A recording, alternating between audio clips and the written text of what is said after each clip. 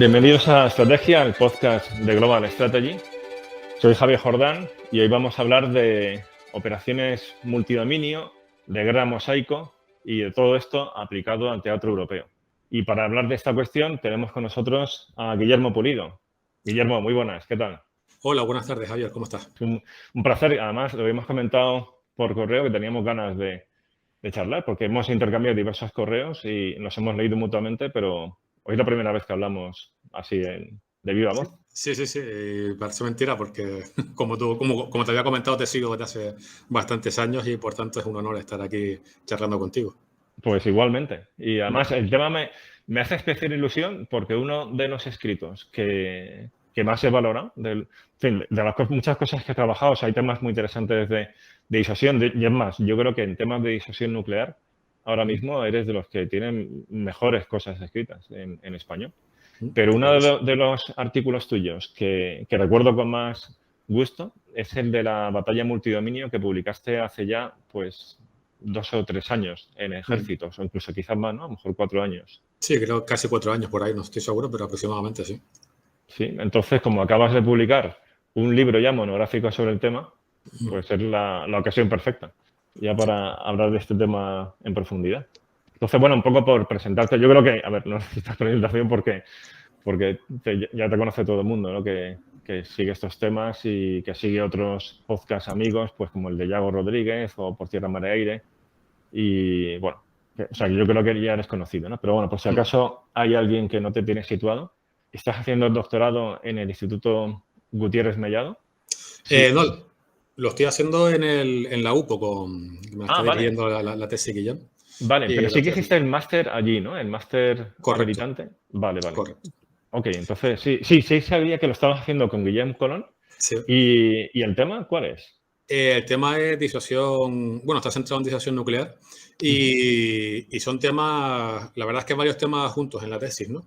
Bueno, todavía no ha sido publicado, o sea que vamos a ver cómo termina resultando, pero por lo que lo llevo investigado y más o menos escrito, pues sobre lo último en disuasión nuclear dentro de la segunda era, ¿no? Es decir, trata de estudiar lo que es la paradoja de la inestabilidad, que eso quizás es un poco extenso de explicar ahora, y después los efectos que tiene la segunda era nuclear en el control de armas, ¿no? Yo postulo que en la segunda era nuclear la mejor forma del control de armas no es contratados y reducción y limitación de armamento, sino dado la naturaleza de la tecnología militar y de la estrategia contemporánea, sería mejor hacer tratados, un control de armas sin tratados y no reduciendo armas, sino aumentándolas, porque la tendencia tecnológica contemporánea es a reducir cantidades y aumentar la precisión, a que haya una información casi perfecta o muy elevada, ¿no? Una gran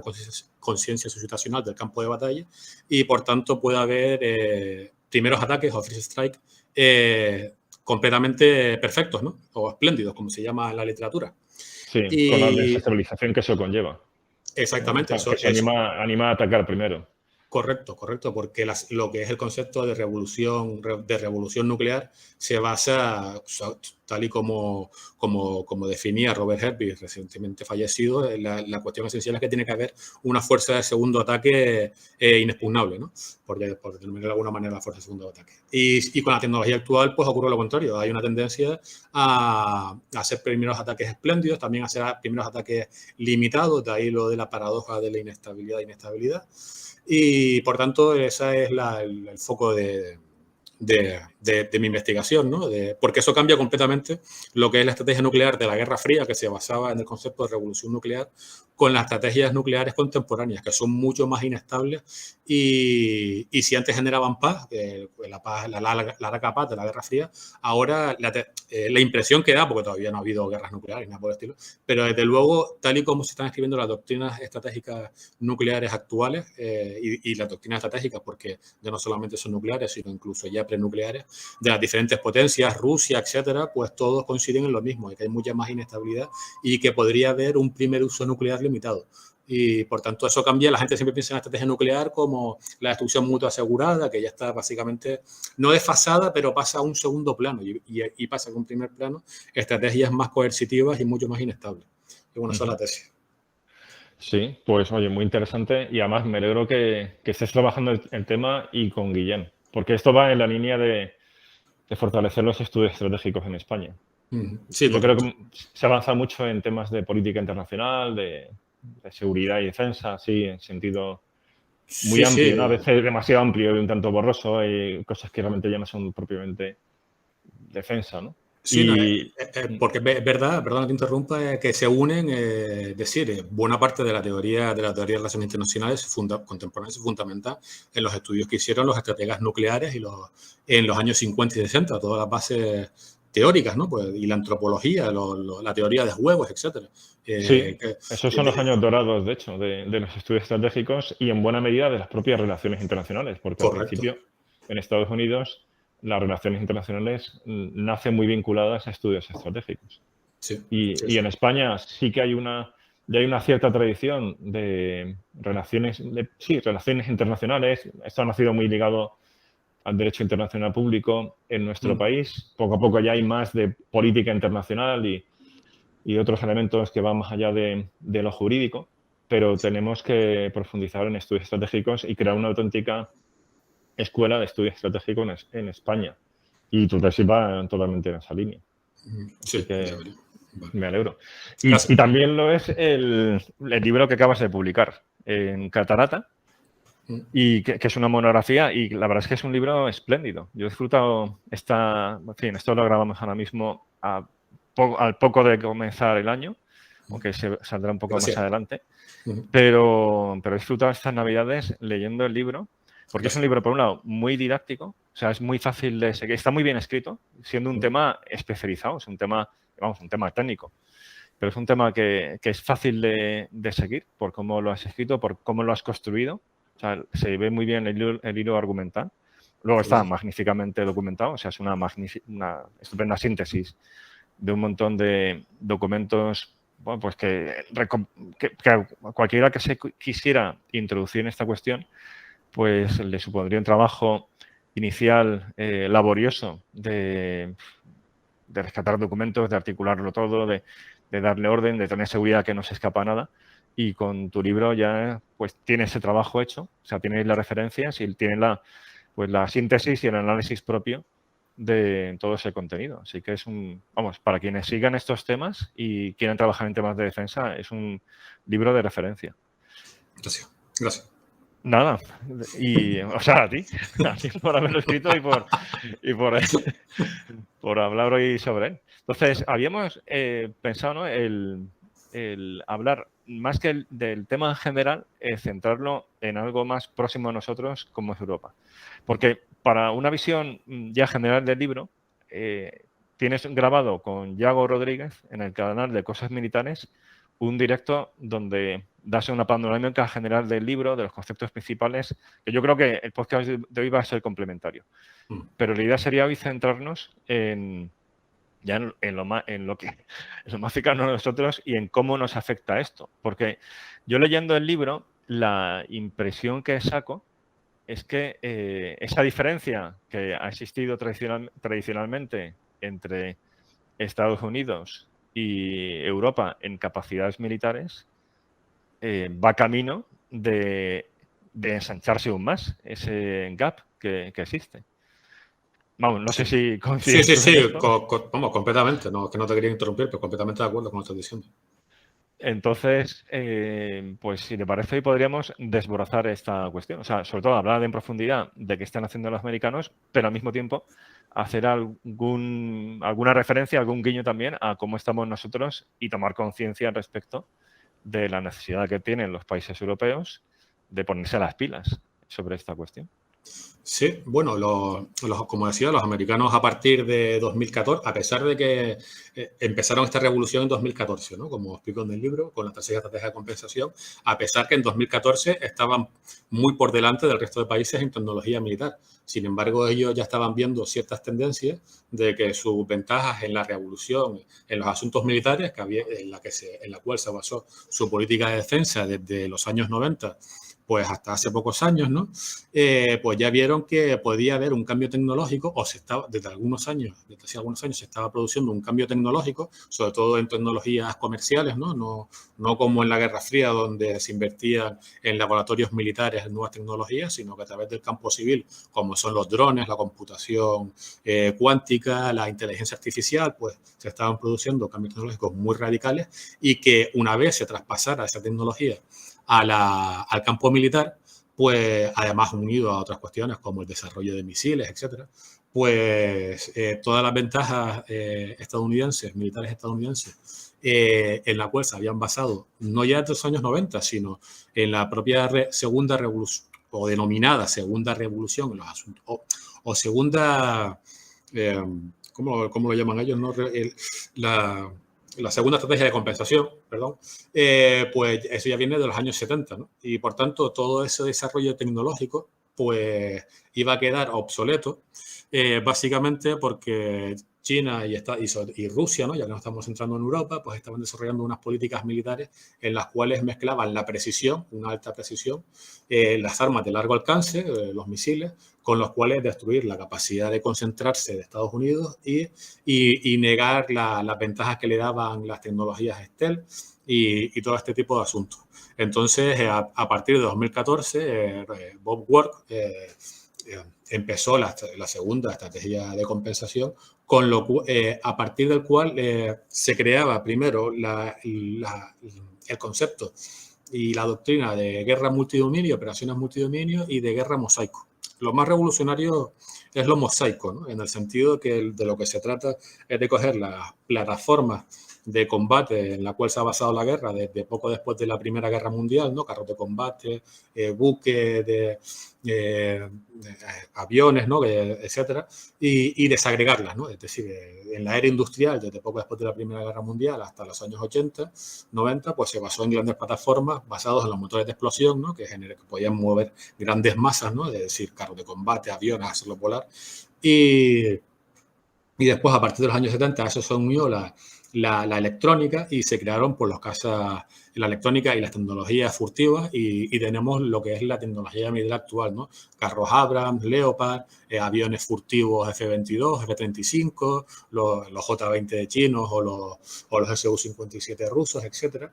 Y vamos, tenemos todo el conglomerado tecnológico militar actual. Sin embargo, las nuevas tecnologías que se basan en pequeños drones y en la microelectrónica, ¿no? La microelectrónica ha avanzado mucho y a nivel comercial y eso permite desagregar las plataformas militares. Por ejemplo, en vez de haber un gran caza o un carro de combate, pues se desagregan ese caza pues, en pequeñas plataformas, en pequeños drones que pueden estar comunicados entre sí a través de las telecomunicaciones y de la microelectrónica. Y eso permite no solo multiplicar el número de plataformas, sino también permite multiplicar la capacidad de visión del campo de batalla. Esto es muy importante, ¿no? En el sentido que ya cada pequeño dron, ya sea terrestre, marítimo, submarino, aéreo, tiene la capacidad de observar el campo de batalla. Y si va a haber miles de drones, cada vez ahora se podrían contar por cientos, ¿no? en las unidades de combate que se despliegan, pero en un futuro pues seguirá aumentando y habrá miles, quizás cientos de miles de drones pululando por el campo de batalla, pues entonces ya hay una capacidad de observar todo lo que ocurre y, por tanto, ver las grandes plataformas, lo que se llaman las plataformas legadas o plataformas unicontenidas, ¿no? Es decir, un carro de combate que dispara, está protegido, se mueve y tiene a su propio decisor o seres humanos que están decidiendo, ¿no? Pues se desagregan en un dron que puede observar o un dron que lleva muchos misiles, una pequeña plataforma que tiene a los seres humanos apoyando las decisiones de la inteligencia artificial, etcétera, ¿no? Y, por tanto, como se puede ver todo el campo de batalla, se puede también destruir todo lo que se ve a través de salvas de misiles. Y, por tanto, toda la tecnología militar en la cual se había basado Estados Unidos o los ejércitos europeos o los ejércitos rusos, pues va a quedar obsoleto. Porque a medida que vayan multiplicándose eso, las plataformas por las cuales se puede observar el campo de batalla, por la proliferación de drones, las cámaras, ¿no? Cada dron podrá tener varias cámaras, hasta las cámaras de infrarrojo, no solamente ópticas, los radares también se están reduciendo mucho su tamaño, y eso nos lleva a lo que yo comento en el libro, ¿no? Bueno, eso no es que lo inventara yo, sino después de documentarme, que son las dos, la ley del cuadrado inverso y la ley de Lanchester, ¿no? La ley del cuadrado inverso es que para obtener el doble de visibilidad, por ejemplo, por un radar o una linterna, pues necesitas cuadruplicar la potencia de emisora, ¿no? Necesitas tener un radar 4 veces más grande. Y a la inversa, si tú reduces 4 veces el tamaño del radar, pues ves solamente la mitad. Es decir, no reduces 4 veces la capacidad de observar, sino la mitad. Por tanto, es más eficaz coger un AWACS, ¿no? un avión que es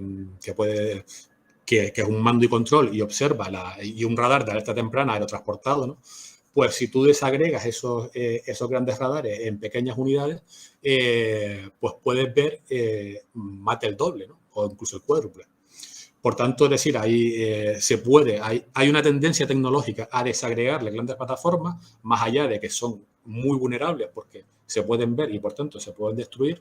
Está la ley del cuadrado inverso que estaba comentando, y después la ley de Lanchester, que es sobre modelos de guerra o juegos de guerra que se hicieron a principios del siglo XX para modelar batallas navales, pero que ya se usan para todo, y es decir, para todo tipo de batallas, y nos indica que cuando se enfrentan, por ejemplo, 10 carros de combate o 10 naves de guerra contra 20, siempre y cuando puedan, todos estén a tiros de todos, ¿no? No que haya un rango de que solamente puedan disparar 5 contra 5 y después vienen los otros 5 detrás.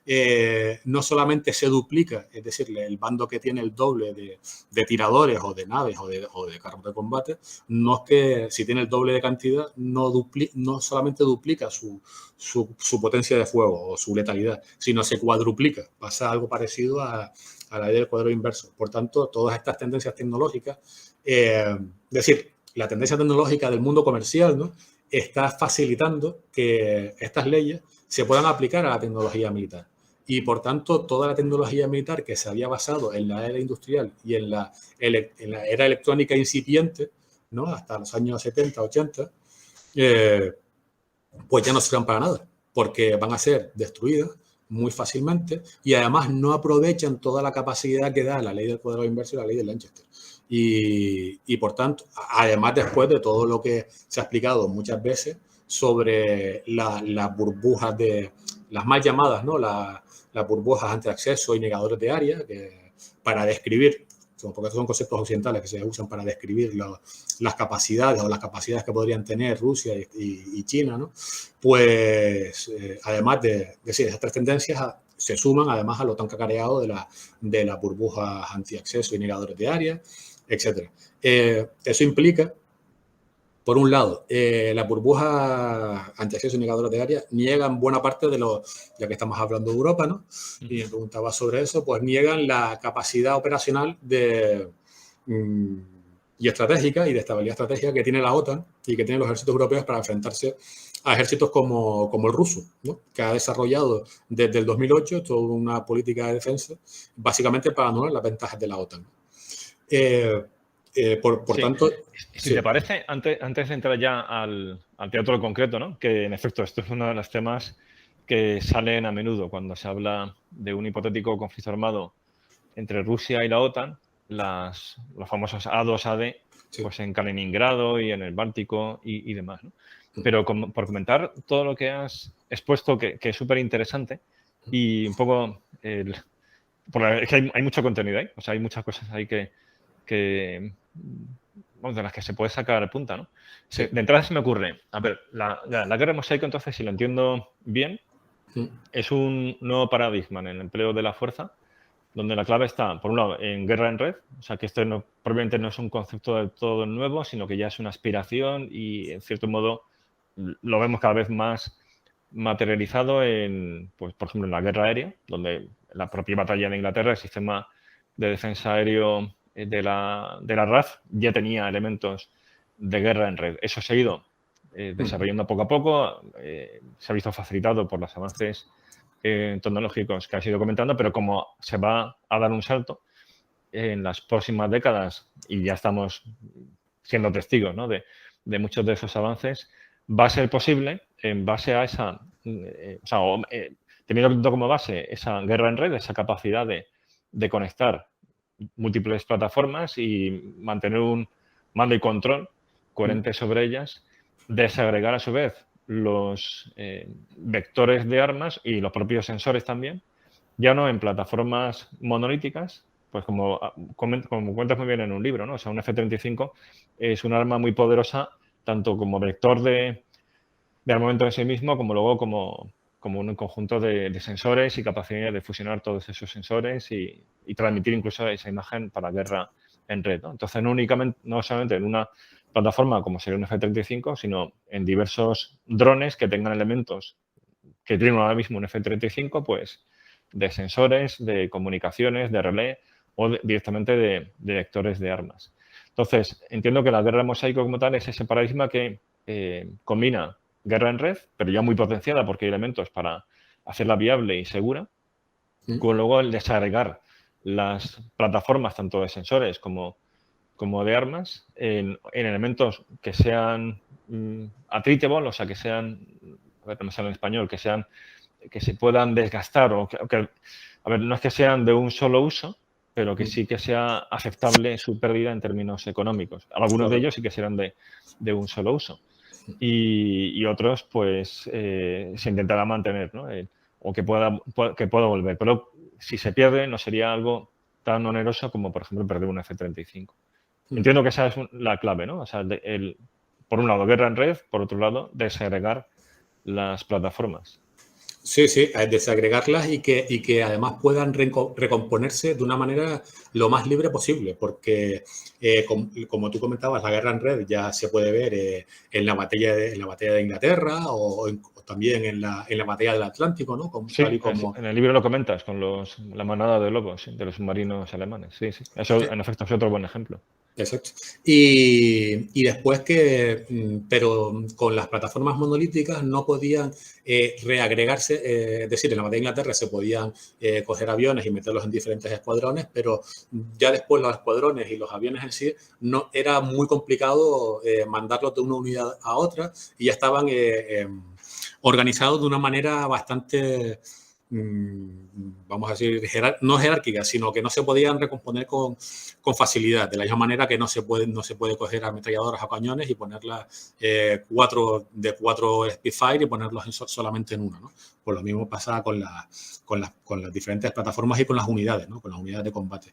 En los mosaicos, de lo que se trata con desagregarla es que cada mosaico después pueda, no como un puzzle, que cada pieza deba encajar de una manera inequívoca o única en sí, o como pasa, por ejemplo, con el Link 16, ¿no? Que es para, por ejemplo, sale un AWACS, ¿no? O varios buques de guerra con aviones Akai, ¿no? Con E2C del grupo de combate, ¿no?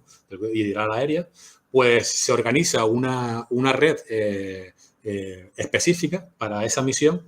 Y ya no puede, hasta que cambie la misión, pues se tiene que decir cada plataforma y el mando y control de la misión está enfocado con los diferentes códigos. Es decir, es como una arquitectura cerrada. Y sin embargo, con el mosaico tiene que ser una arquitectura completamente abierta y además lo más fluida posible. Eso se consigue con la inteligencia artificial.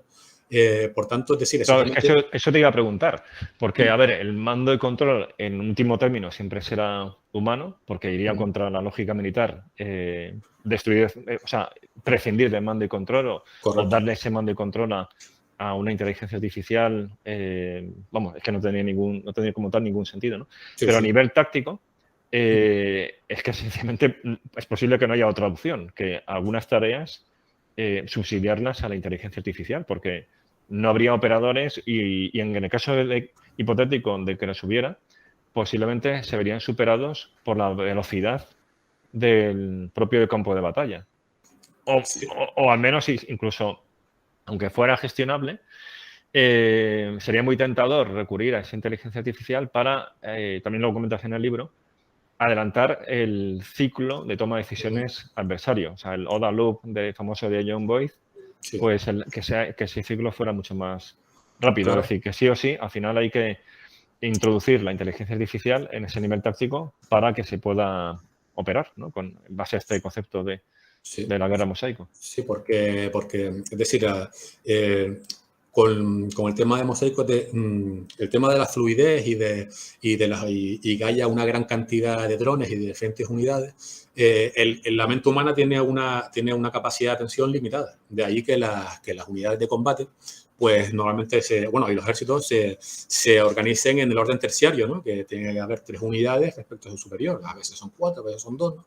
Pero no mucho más. Eso se vio cuando se intentó hacer las divisiones pentómicas norteamericanas, que se intentó pues, hacer unas divisiones que teóricamente se adaptaban bien al campo de batalla nuclear, muy dispersas, pero había tal dispersión de unidades, no basada en el orden terciario, sino pentómico, que había un follón del mando y control, y para gestionar en un campo de batalla un coronel, 5 batallones y cosas por el estilo, pues que eso era ingobernable, ¿no? Eso, claro, de ahí que es lo que trataba de explicar con el tema de la batalla de Inglaterra, ¿no? Y que las unidades suelen ser, pues, por cuestiones por cuestiones humanas, ¿no? No puede, un ser humano no puede gestionar, pues un coronel no puede gestionar 30 batallones, ni un estado mayor, eso es imposible. Sin embargo, con la guerra mosaico sí se va a poder hacer, sí debería, es decir, de lo que se trata con las investigaciones que están haciendo en DARPA en diferentes laboratorios, es que las unidades ya no van a ser tan fluidas que puedan pasar una gran cantidad de drones de un batallón orgánico, ¿no? Teórico, que a lo mejor existe por temas logísticos, pero a la hora del campo de batalla, pues se puedan desagregar y mandar una gran cantidad en diferentes cursos de acción, ¿no? O incluso desagregarlos más, es decir, que haya 10.000 cursos de acción. Y después, si es más favorable en el entorno operacional, no dispersar para confundir, sino concentrar para conseguir una mayor potencia de fuego y prevalecer en el choque, pues volver a concentrarlos, ¿no? De ahí que después también eso tenga una gran importancia los conceptos de enjambre, ¿no? De toda esta manera de dispersarse, concentrarse, como hacían los mongoles, como hacían los zulúes, etcétera, ¿no? Enjambre de Sí, combate. que como tal, el enjambre sería algo diferente de la guerra mosaico, pero sí que estaría integrado en esta idea de guerra mosaico. Sí, sí. Y prevalecer de ahí que algunos teóricos, como Brian Clark, pues hablen desde el Instituto Hudson, hablen de la guerra mosaico como una evolución de la guerra de maniobras, y la llaman guerra basada en la decisión, que es en la rapidez de tomar decisiones y de maniobrar, y que prevalecerá no el bando que tenga drones más poderosos o incluso una mayor cantidad de drones, sino que tenga la capacidad de moverse más rápidamente. Eso en la guerra, y de decidir más rápidamente, ¿no? De decidir y de moverse más rápidamente. Eso en la historia militar, pues lo hemos visto muchas veces, sobre todo Napoleón, esto lo hacía muy, muy a menudo, Sí. ¿no? En inferioridad numérica y a través de la Incluso confusión. César también con sus legiones se caracterizaba por la velocidad. A veces le daba unas palizas enormes, pero Correcto. sorprendía al adversario. Antes de que se hubieran agrupado, ahí se plantaba. Sí. Y eso, conseguir la superioridad en el punto clave del campo de batalla a través de la superioridad en la decisión, ¿no? Que se basa no solamente en la superioridad informativa, sino en la capacidad de procesar, de mandar toda esta información, porque claro, ahí son tantas plataformas y tienen protocolos tan diferentes que ahora una de las claves es tener como drones relés que cojan toda esta información y todas estas órdenes y las puedan traducir para que en una especie de protocolo estándar, para que todos puedan verlos, porque antes, como comentaba, con el IN 16, que cada plataforma tenía su código, ¿no?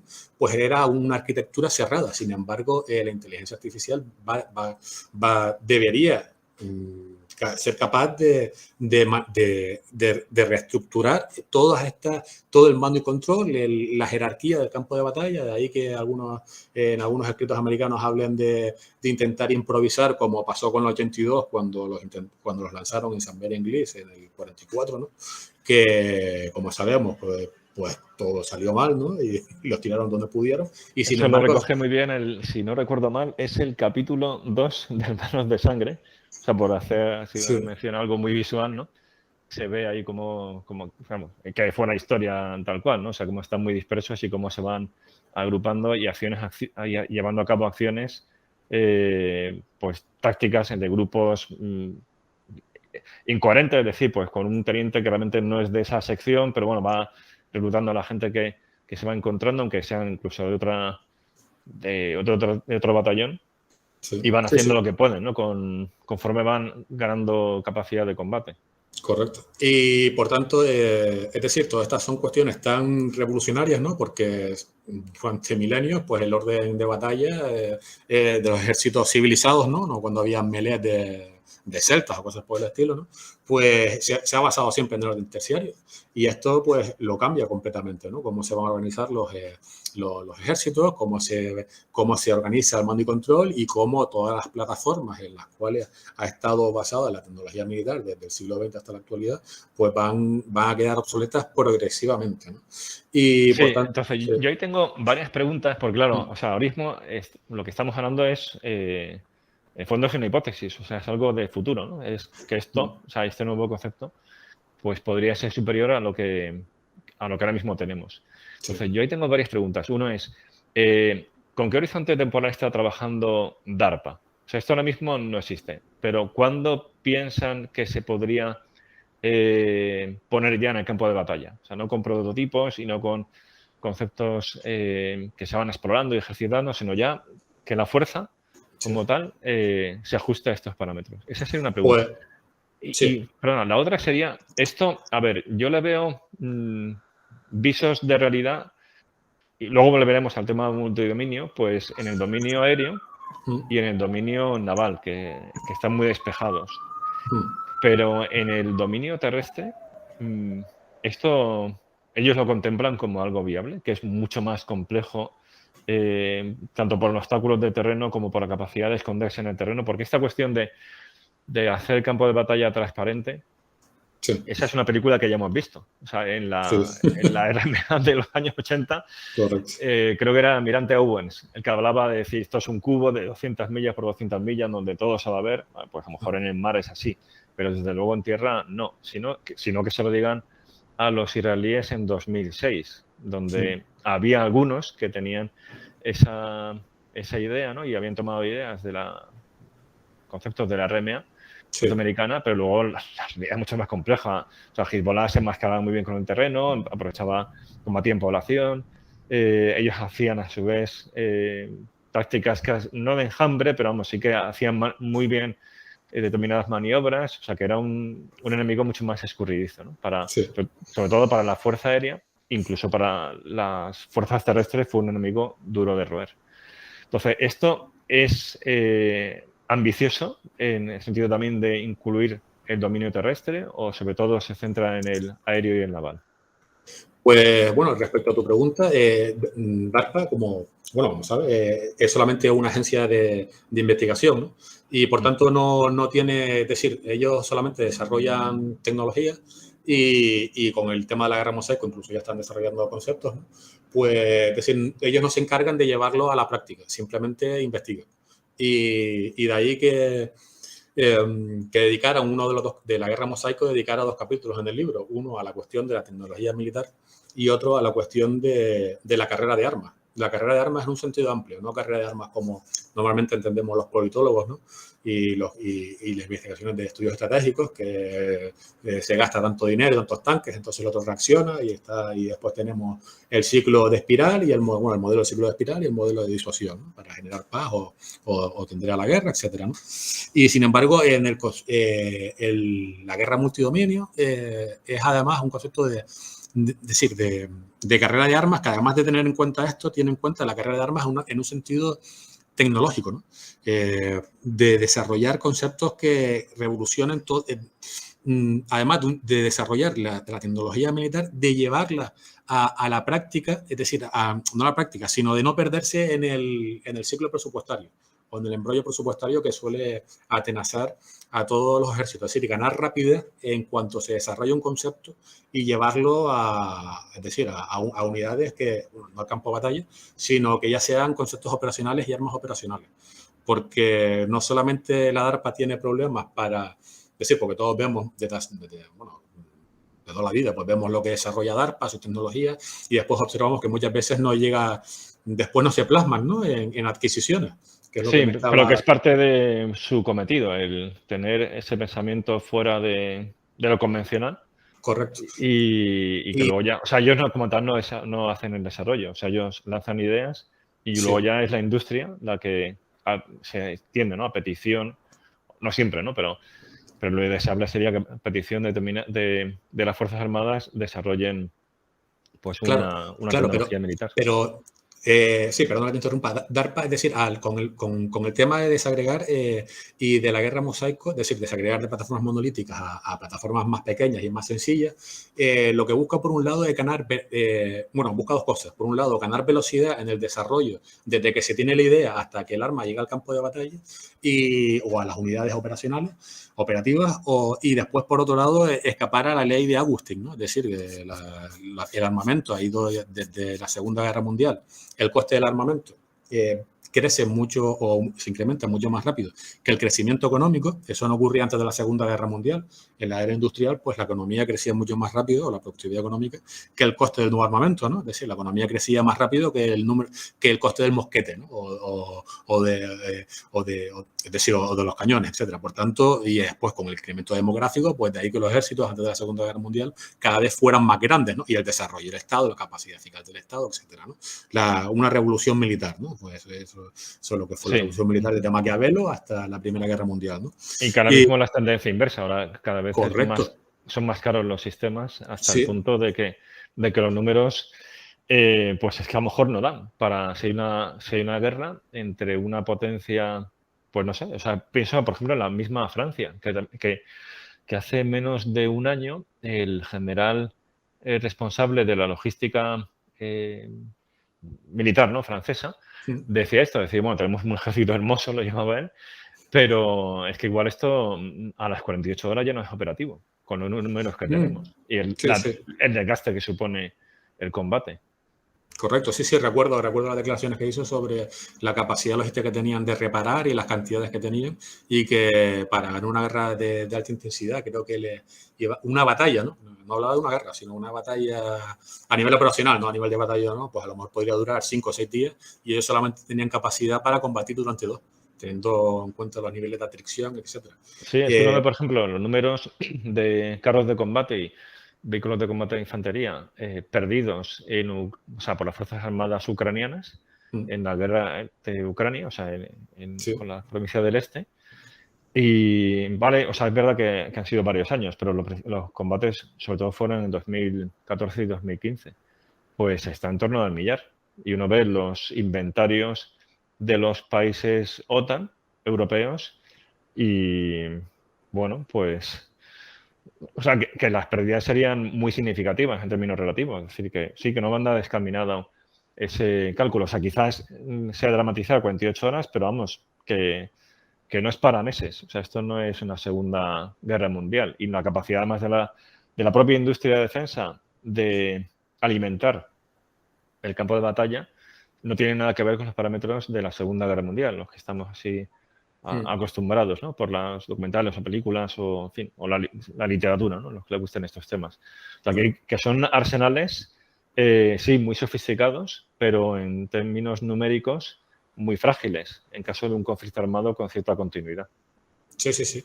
Y de hecho, claro, como bueno, aquí se han mezclado varias Sí, cosas muy estamos hablando de interesantes que muchos has temas. comentado y uno ya Sí, no sabe por dónde. lo iremos ahora Me desenredando. Sí. gustaría tener 3 bocas y hablar al mismo tiempo, ¿sabes? Pues, No, pero a ver, pero yo creo que es muy interesante. O sea, todo lo que estamos diciendo creo que es interesante y que refleja preocupaciones que hablando con amigos de Fuerzas Armadas también están ahí, o con otros también amigos que trabajan en estudios estratégicos. Yo creo que hay un sentir común de que esta tendencia en lo que se refiere a tanto los ciclos de I+D como luego de adquisición y luego también los costes que entraña la adquisición y el ciclo de vida no son sostenibles, especialmente ya en algunos sistemas como es, por ejemplo, lo que comentas, ¿no? De la Fuerza Aérea. sí. Como decía, lo de la. Es decir, voy a partir como estaba hablando antes y enlazo con lo que estabas hablando de las cantidades y todo esto. Lo que se busca con lo de Mosaico es reducir el coste de la plataforma, reduciéndola, y esto permite también que se desarrolle mucho más rápidamente.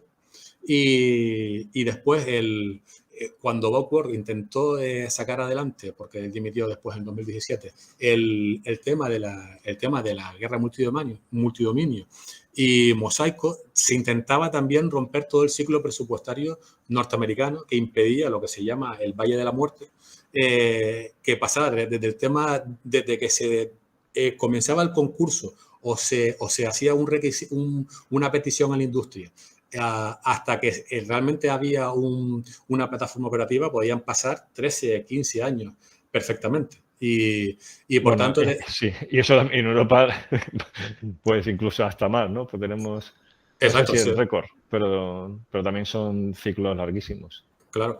Y por tanto, es decir, se busca vencer en la carrera de armas con el tema de desagregar y hacer las plataformas más pequeñas. Por un lado, se busca reducir el coste de la plataforma, que se ha incrementado muchísimo, como decía, desde la Segunda Guerra Mundial.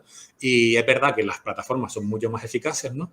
Pero se está reduciendo el número de plataformas en los diferentes ejércitos, ¿no? Y eso nos lleva a que en una guerra de cierta intensidad, pues te puedes quedar sin fuerzas armadas, ¿no? Y tengas que operar de una manera tengas que operar de una manera mucho más conservadora para no tener un alto nivel de atracción, ¿no?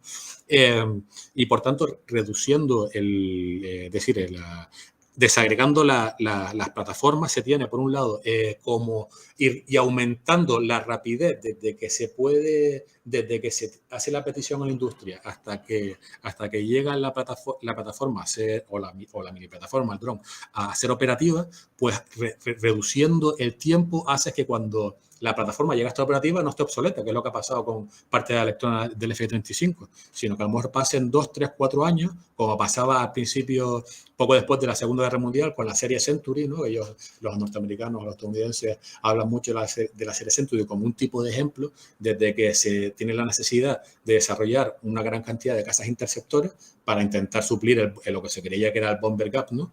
Hasta que pasaron 3, 4 años, o cuando el primer ICBM también pasaron 2, 3, 4 años desde que se empezó a diseñar hasta que estuvo operativo el primero, ¿no? Y ahora podemos estar 20 años perfectamente para estar hablando de qué capacidades va a tener el futuro ICBM americano. Llevamos varios años con eso y todavía es que no se ha hecho ni una sola prueba, ¿no? Y por tanto, con los mosaicos se trata de romper por un lado, la ley de Agustín, porque coge tecnologías comerciales, puedes incrementar mucho el número, se rompe buena parte de los vicios.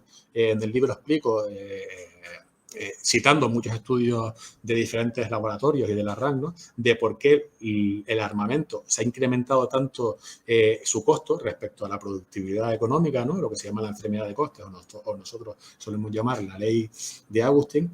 Y por otro lado, después ganar también la carrera de armas en el sentido de adaptar mejor la tecnología militar, lo que decía de que F-35, por una parte de su electrónica, llegó desfasada cuando empezó a estar operativo, que tengas la última tecnología militar disponible, operativa, y que no tengas la penúltima. Es decir, puedas tener una tecnología superior respecto a tu competidor. Por tanto, la guerra de Mosaico no solamente es una visión sobre enjambres, drones y plataformas que están desagregadas, sino que también es una manera de concebir todo el mundo de la defensa, desde cómo se hace el presupuesto, desde los ministerios de defensa, de cómo tiene que ser la industria, porque aquí hay una cuestión de que buena parte de la industria norteamericana pues no está optimizada para el tipo de armamento que se está desarrollando, ¿no? Y por tanto surgen bastantes dilemas, ¿no?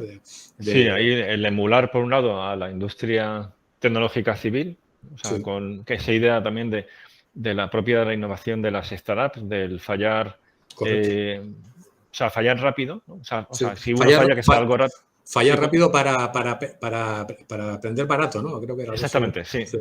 Y, o sea, por un lado, emular ahí a la industria civil. Y claro, esto también entraña algo que vimos en el podcast con Antonio Fonfría, que va en contra de la tendencia de la propia industria norteamericana tras el fin de la Guerra Fría y la famosa Última Cena, donde el secretario de Estado de aquel momento le dice a las empresas que tienen que reducir el número, o sea, que tienen que fusionarse con el fin de que el presupuesto que se va a reducir permita la viabilidad, al menos de parte de la industria de defensa norteamericana, pero que ya no existen presupuestos de tal magnitud que un número elevado de empresas, por ejemplo, aeronáuticas, pues puedan proponer diversos modelos y que la Fuerza Aérea pueda comprar al menos unos cuantos de ellos, ¿no? Y que los otros se dediquen a exportación.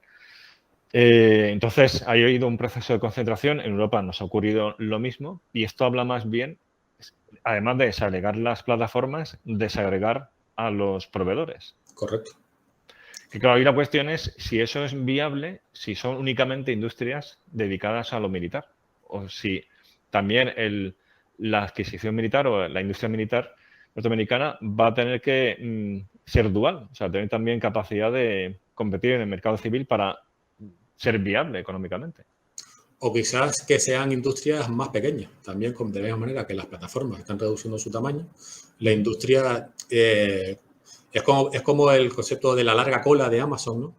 Que buena parte, es decir, la industria civil, ¿no? O el comercio minorista, pues antes se hacía respecto, es decir, como la distribución normal, ¿no? Casi todo se concentraba.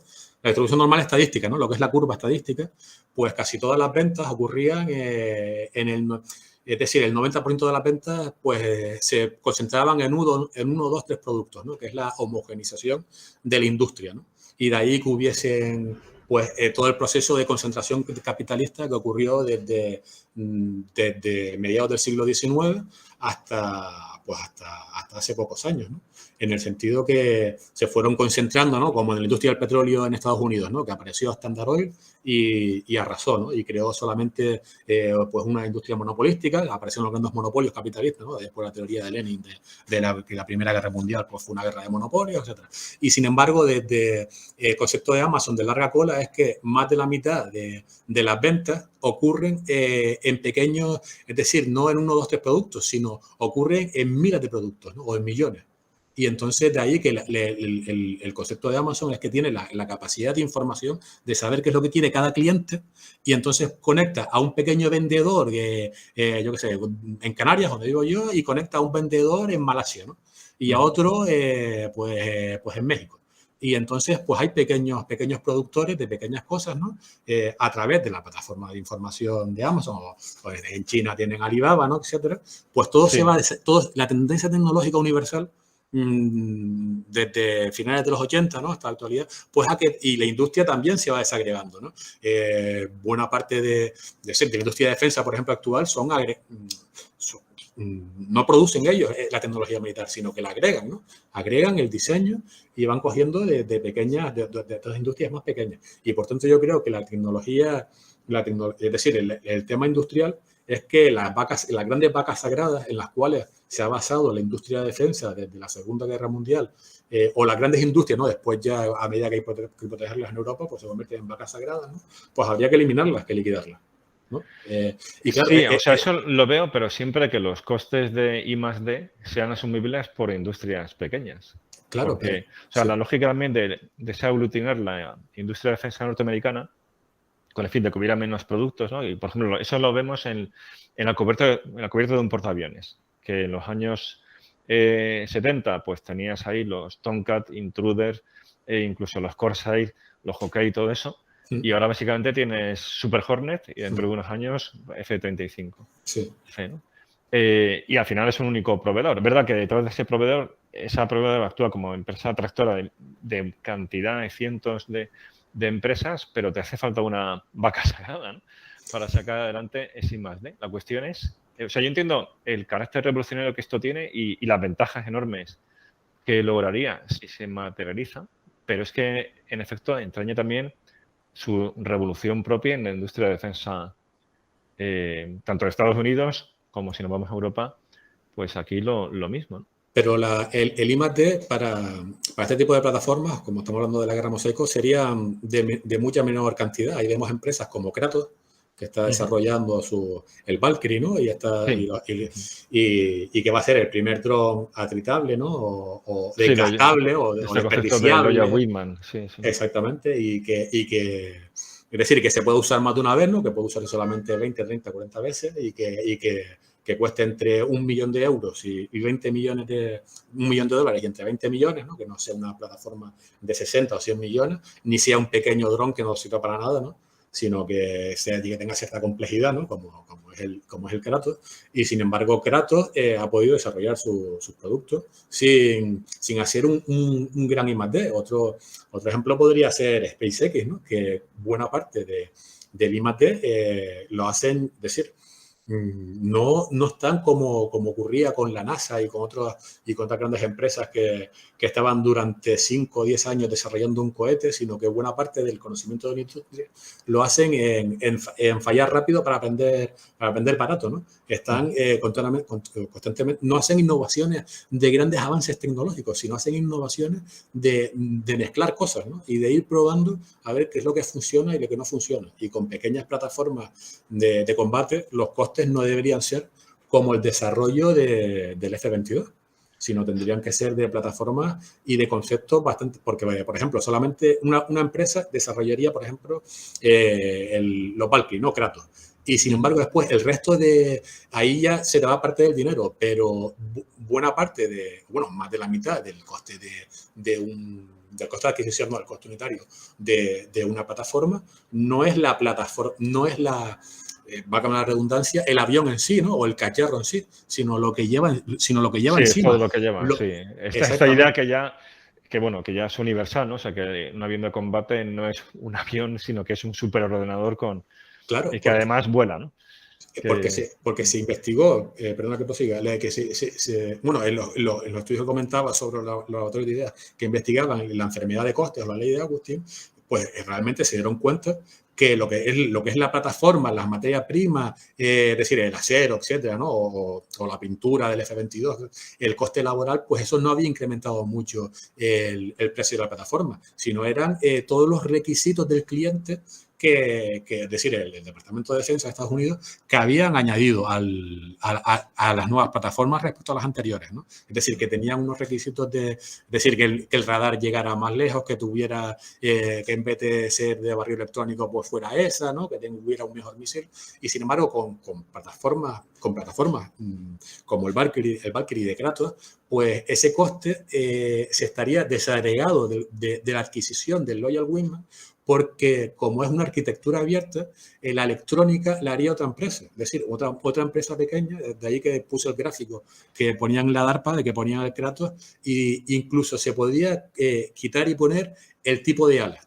Solamente a lo mejor Kratos fabrica la parte central del fuselaje y podrían cambiar las alas para hacerlas más pequeñas, para hacerlas más extensas si quieren tener un mayor alcance, pero también sería más detectable. Y la electrónica y todo el armamento también se iría desarrollando. No generas un Kratos o un Valkyrie que tuviese todo: el radar, la cámara electro-óptica, la cámara infrarroja, el tipo de pequeño misil, sino que tú desarrollas el Kratos o el Valkyrie y después a los 2 años te viene pues un nuevo radar, una nueva plataforma de detección o un nuevo pod de detección. A los 3 años te viene otro y la puedes quitar. Y por tanto, es decir, lo que es el coste de investigación y desarrollo estaría tan desagregado que no haría falta las grandes vacas sagradas de investigación y desarrollo pues para generar un caza de combate como el F-14 o el F-22, ¿no? Que es sí, por eso tanto, tiene sí. toda la lógica, pero al mismo tiempo los cambios que entraña desde el punto de vista político, burocrático, son formidables. O sea, yo entiendo toda la lógica del concepto, ¿no? Sí, Pero es que hay unas inercias institucionales detrás correcto. y unos intereses creados por parte de la propia industria, la impresión que tiene la industria sobre los políticos, las dinámicas burocráticas en esos procesos de lo que comentabas, ¿no? De los pliegos de prescripción, es decir, cómo se van añadiendo Sí. requerimientos a esa capacidad que la van al final encareciendo muchísimo. Hay un libro que cuenta muy bien esto, que es la biografía de John Boyd, con el que antes comentábamos, ¿no? El de Oda Loop, Sí. donde habla del desarrollo del F-15 y cómo él se da cuenta de que se está descontrolando porque va en contra de la idea inicial de que fuera algo muy numeroso y por los costes que iba acumulando el programa, al menos lo que cuenta el libro es que él y lo que llamaban una mafia, ¿no? La Fighter Mafia, pero no Sí. la institucional, sino otra, en paralelo de contratistas de Pentágono y demás, son los que impulsan el F-16 como una alternativa pues mucho más económica para dar apoyo, ¿no? O sea, dar soporte a esa superioridad norteamericana.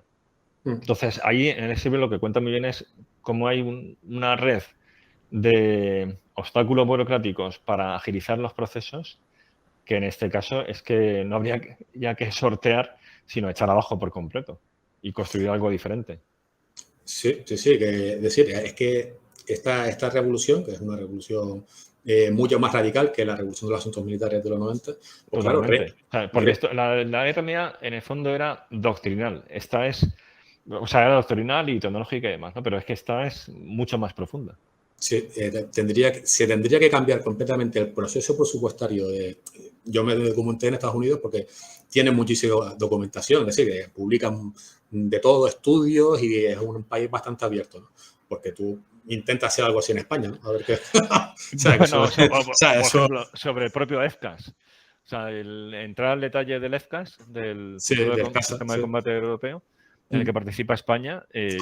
Yo no sé, o sea, tú te manejas mucho mejor con las fuentes abiertas, pero si yo creo que no es comparable en absoluto la información disponible. Claro, es que no hay nada, es que no sabemos nada del caso, es que no sabemos nada. Ya dicen que van a dedicar miles de millones de euros y no sabemos ni la velocidad que va a tener, ni el techo de servicio, ni si va a ser biplaza. Bueno, es que es alucinante, ¿no? Y se están dedicando una cantidad de millones y en fin, se lo quitan a una empresa, se lo dan a Indra, ¿no? Es que, pero, ¿sabes? Que Sí, eso en o sea, Estados por Unidos ejemplo, sería es que en impensable. Estados Unidos te metes en The Warzone de The Wire Sí, y todos los días hay noticias pues sobre estos temas, ¿no? sí. O sea, antes te preguntaba sobre el horizonte temporal, porque bueno, en el presente ya vemos que hay movimiento, o sea, que el tema de Loya Wiman va en esta idea de la guerra mosaico.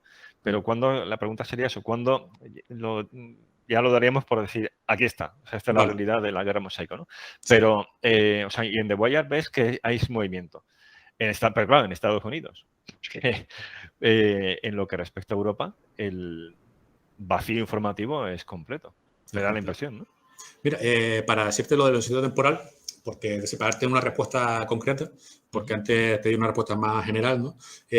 También habría que diferenciar entre guerra multidominio y mosaico, que se superponen, pero a la vez están muy ligadas. Por ejemplo, la infantería de marina ya está implementando estos conceptos de multidominio, no tanto mosaico, sino multidominio con algo de mosaico en su nueva doctrina y ya está disolviendo, ya se ha eliminado los carros de combate, está eliminando casi toda su artillería de campaña, está reformando la estructura de la fuerza de la flota, también están disolviendo escuadrones de U-22, ¿sabes? Que es un avión relativamente, o una aeronave relativamente nueva, y han reformado completamente la tabla de organización y equipos de sus regimientos, eso también lo comentó en el libro, de sus regimientos de infantería, y estos son reformas tentativas, ¿sabes? Que han sacado manuales, pero que igual dentro de 2 años cambian todavía mucho más, y yo creo que tendrán que cambiarlo mucho más, las tablas de organización y de equipamiento. Y que es lógico, o sea, están experimentando, claro, y es lo que hay que hacer, es ir probando. Claro, porque yo le comentaba a Yago en su podcast, en YouTube, que yo creo que estamos en la época como en 1917, 1920 y pico, cuando Fuller hizo aquel famoso el plan 18, ¿no? El plan 19, 1918, para lo que iba a ser la ofensiva aliada contra los alemanes, ¿no? Que iba a ser con miles de carros de combate, una cantidad de misiles de cruceros, ¿no? Con el Catterick Book que iban a lanzar contra los alemanes, y era toda una revolución, ¿no? Sin embargo, sin entender también realmente lo que iba a ser una guerra relámpago, porque eso era lanzar en masa toda esa nueva tecnología, y después ya, unos pocos años más tarde, empezaron a desarrollar los conceptos que guerra relámpago, o de operaciones profundas, como lo quieras denominar, ¿no? Cada país lo llamó de una manera diferente, ¿no? Pero estamos en esa época, estamos yo creo que entre la época de Fuller y los primeros experimentos en Salisbury, ¿no? Sí, un periodo bisagra. Y además que es sí, lógico que sea algo tentativo poco a poco, porque en el fondo, lo que decíamos antes, esto es una hipótesis, sí, pero ¿y si luego no funciona? O sea, es como en la correcto. época ese debate, ¿no?, que había en las marinas entre el acorazado y el portaaviones, ¿no?, que es Sí, especialmente famoso en Estados Unidos, pero los propios japoneses sí, lo tuvieron. O sea, Yamamoto fue el padrino de sí, Gendo en esa idea en contra de la escuela de los grandes cañones, ¿no? O sea, de los sí, acorazados. Y a pesar de eso, o sea, a pesar de que ellos estaban promoviendo aquello, votan el Musashi y el Yamato, que son los super acorazados sin par a nivel mundial. O sea, que conviven ambas tendencias. Y sí, tenía lógica, es decir, porque lo que había funcionado hasta el momento eran los acorazados. Luego, desprenderse de ello y dar el salto al vacío por una nueva capacidad que igual funcionaba y era tremendamente efectiva, o igual no, y te pegabas un tortazo monumental, pues tampoco era muy sensato, ¿no? Entonces yo sí, creo que es lógico que este periodo sea pues eso, muy tentativo, exploratorio y demás. Pero en eso creo que Estados Unidos pues va muy por delante de los europeos porque ellos están ya a esas cosas. Y en Europa pues da la impresión de que no. O sea, que tenemos, por un lado, el mismo problema en cuanto a concentración industrial, luego un problema de recursos, porque Estados Unidos pues tiene economías de escala y es una claro, superpotencia. Nosotros somos un reino de taifas militarmente, la Unión Europea, y es mucho más difícil conseguir esas sinergias. Y luego otros temas otros temas que hemos hablado, ¿no? Que es esta famosa cuestión de la autonomía estratégica. Tú lo has tratado también en la revista Ejércitos y ahí también ha escrito Cristian sobre esta cuestión del drama, ¿no?, de la defensa europea, sí. que eso también nos lastra, ¿no? En cuanto a recursos, disponibilidad, nivel de ambición, pero que al final pesa sobre la innovación y esa voluntad de explorar, ¿no?, y de experimentar.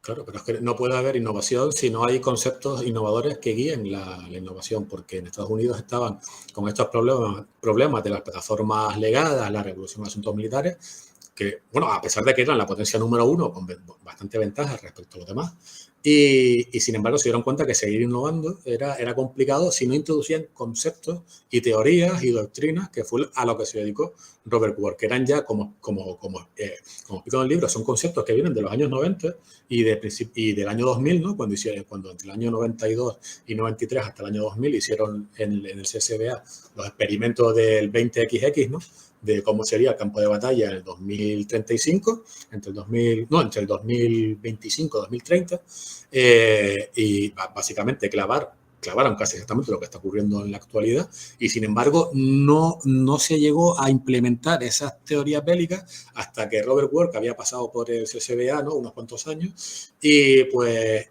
dio ese empujón, hizo ese liderazgo, y para hacer esa labor de liderazgo tuvo que educar, entre comillas, bueno, entre comillas no, tuvo que educar completamente a todo el Pentágono, y el gran legado de Bob Ward fue haber creado como el club del desayuno y otras instituciones en las cuales reunía a tenientes coroneles, generales, a congresistas, etcétera, y al personal asistente de los congresistas, a explicarles de qué iba, de cuáles son las tendencias tecnológicas, la gran vulnerabilidad que iba a tener los ejércitos occidentales, bueno, ya lo tienen en la actualidad, y que los iban a tener mucho más en un futuro cercano, y por tanto que había que ser una revolución que cambiara completamente la organización de las unidades militares, como estamos viendo actualmente en los marines, y como explicaba de una manera más abstracta con el tema de los enjambres y de los terciarios, etcétera. Habría que reformar el Pentágono, habría que reformar toda la industria de defensa, y después habría que reformar también el proceso presupuestario, que eso depende también del sector civil, ¿no?, de cómo el PPDS, en el cual se ha basado desde los años 60 el proceso presupuestario norteamericano, pues ha lastrado toda la innovación, y eso también habría que haber cambios jurídicos en el nivel civil, ¿no? Y por tanto es una revolución, pero Sí, completamente radical, y que requiere de conceptos. Uno de los problemas que yo veo en Europa que no pero lo puede... has señalado muy bien. O sea, una variable fundamental son las personas, son los liderazgos. Sí, O sea, liderazgos, en este caso, transformadores. sí, Que es que gente que que sea visionaria y que sea capaz de transmitir esa visión y luego capacidad de influir. Por eso, algo esencial también es que eso sea dentro de la propia organización. O sea, también cuando uno ve la historia de las innovaciones, los mavericks y sobre todo los celotes de innovación, muchas veces sí siembran la idea, pero rara vez la llevan a cabo. O sea, pienso, por ejemplo, pues en Duet, en el caso de bombardeo estratégico, en el periodo de entreguerras, o a ver, se me ha ido de la mente, creo que es Mitchell, ¿no? Billy Mitchell, Billy Mitchell, sí, exactamente, sí. O sea, en el caso de Estados Unidos, claro, tanto Duet como Mitchell acaban en un consejo de guerra. Sí, y con muy escasa influencia dentro de la institución, ¿no? Y son otros los que toman la idea y desde dentro llevan a cabo esa transformación. Entonces, lo que apuntas me parece fundamental. O sea, esa cuestión de los liderazgos de las personas y que desde dentro sean capaces de transformar, ¿no? Entonces, yo entiendo ahí que hay dos grandes impulsores de esta revolución. Una es la propia evolución del entorno tecnológico-económico, lo cual no es nada nuevo. O sea, muchas revoluciones militares se han producido porque el entorno también ha cambiado. Y a veces hay sinergia en ese proceso de transformación. También lo militar acelera el cambio en la esfera política, económica o tecnológica. Eso lo hemos visto, vamos, desde el siglo XVI, con esa idea de las revoluciones militares. Sí. Entonces, en este caso, estamos a las puertas de esa famosa cuarta revolución industrial que pivota en torno a lo que estás comentando, de inteligencia artificial, de robótica, de conectividad y demás. Entonces, tiene todo el sentido que este sea uno de los impulsores. Y otro, lo señalabas también en principio, que es esa conciencia en Estados Unidos de perder ventaja competitiva frente a otros rivales. Es decir, Estados Unidos ha tenido una situación de supremacía militar desde el fin de la Guerra Fría y eso, digamos, que fue refrendado aplastantemente en la primera guerra del Golfo, primera o segunda, ¿no? Si se llama primera a la guerra de Irán-Irak. Pero vamos, la guerra de 1991. Aunque luego, si uno ve en detalle, era una guerra todavía muy industrial. O sea, el número de municiones inteligentes fue un porcentaje muy pequeño y tal, y en general fue una guerra que se libró con doctrina no muy diferente a la de la Segunda Guerra Mundial, aunque evidentemente la tecnología era mucho más avanzada. Correcto. Pero vamos, es una forma de decir, Estados Unidos tiene una forma de combatir que ahora mismo no hay parango, ¿no? Claro, yo me acuerdo, y esto lo hablaba con José Luis Calvo Albero, que tiene el podcast de Clausewitz, porque él enfatizaba mucho esta cuestión, de decir, vale, Estados Unidos, imaginemos que ha conseguido ese RMA, que es muy discutible porque, tal como lo concebía Marshall, requería cambios doctrinales mucho más atrevidos. Pero imaginemos que es así, ¿no? O sea, vamos a llamarlo RMA. Vale, esto es efectivo cuando se enfrenta luego en Afganistán y cuando se enfrenta contra Irak de nuevo en 2003. Y esto le hacen frente convencionalmente, como pasa en los primeros meses de Afganistán. O sea, cuando derroca a los talibán o cuando derrota por segunda vez al ejército iraquí.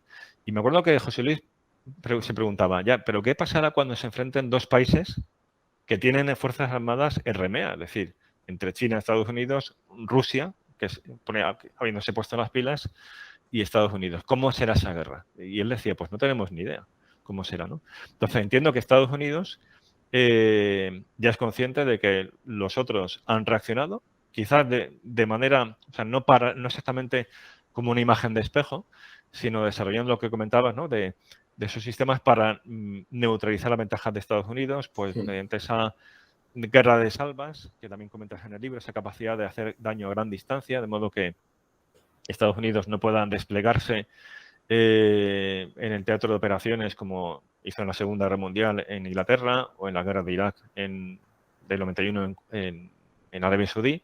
O sea, negarle ese acceso a Estados Unidos y luego negarle la supremacía aérea, pues con sistemas mucho más avanzados antiaéreos o ya más recientemente también la guerra en red con guerra electrónica. Entonces, entiendo que los dos impulsores son uno, si hay cuarta revolución industrial, también el ámbito militar tiene que sumarse a esa revolución tecnológica y la guerra mosaico sería una plasmación de ello.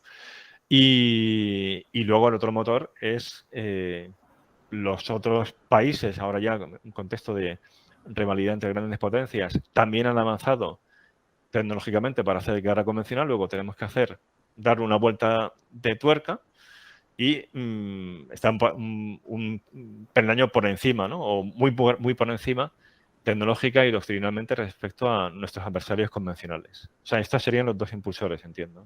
Sí, como uno decía, lo que comentaba en Carlos Albelo en el post de Clausewitz, eso ya lo habían estudiado durante los años 90 en el CSBA, ¿no? Marshall y vamos, la gente que dirigía, ¿no? Krepinevich, etcétera, ¿no? Martinez, pues de ahí hicieron el estudio 20XX, ¿no? Que es el estudio que se basaba en cómo sería el mundo estratégico en el 2025 si países, porque no los nombraban por ese nombre, como Rusia y China, desarrollaban una RMA propia, ¿no? Asimétrica, además, como comentabas, ¿no? No exactamente una RMA como la americana, sino una RMA asimétrica.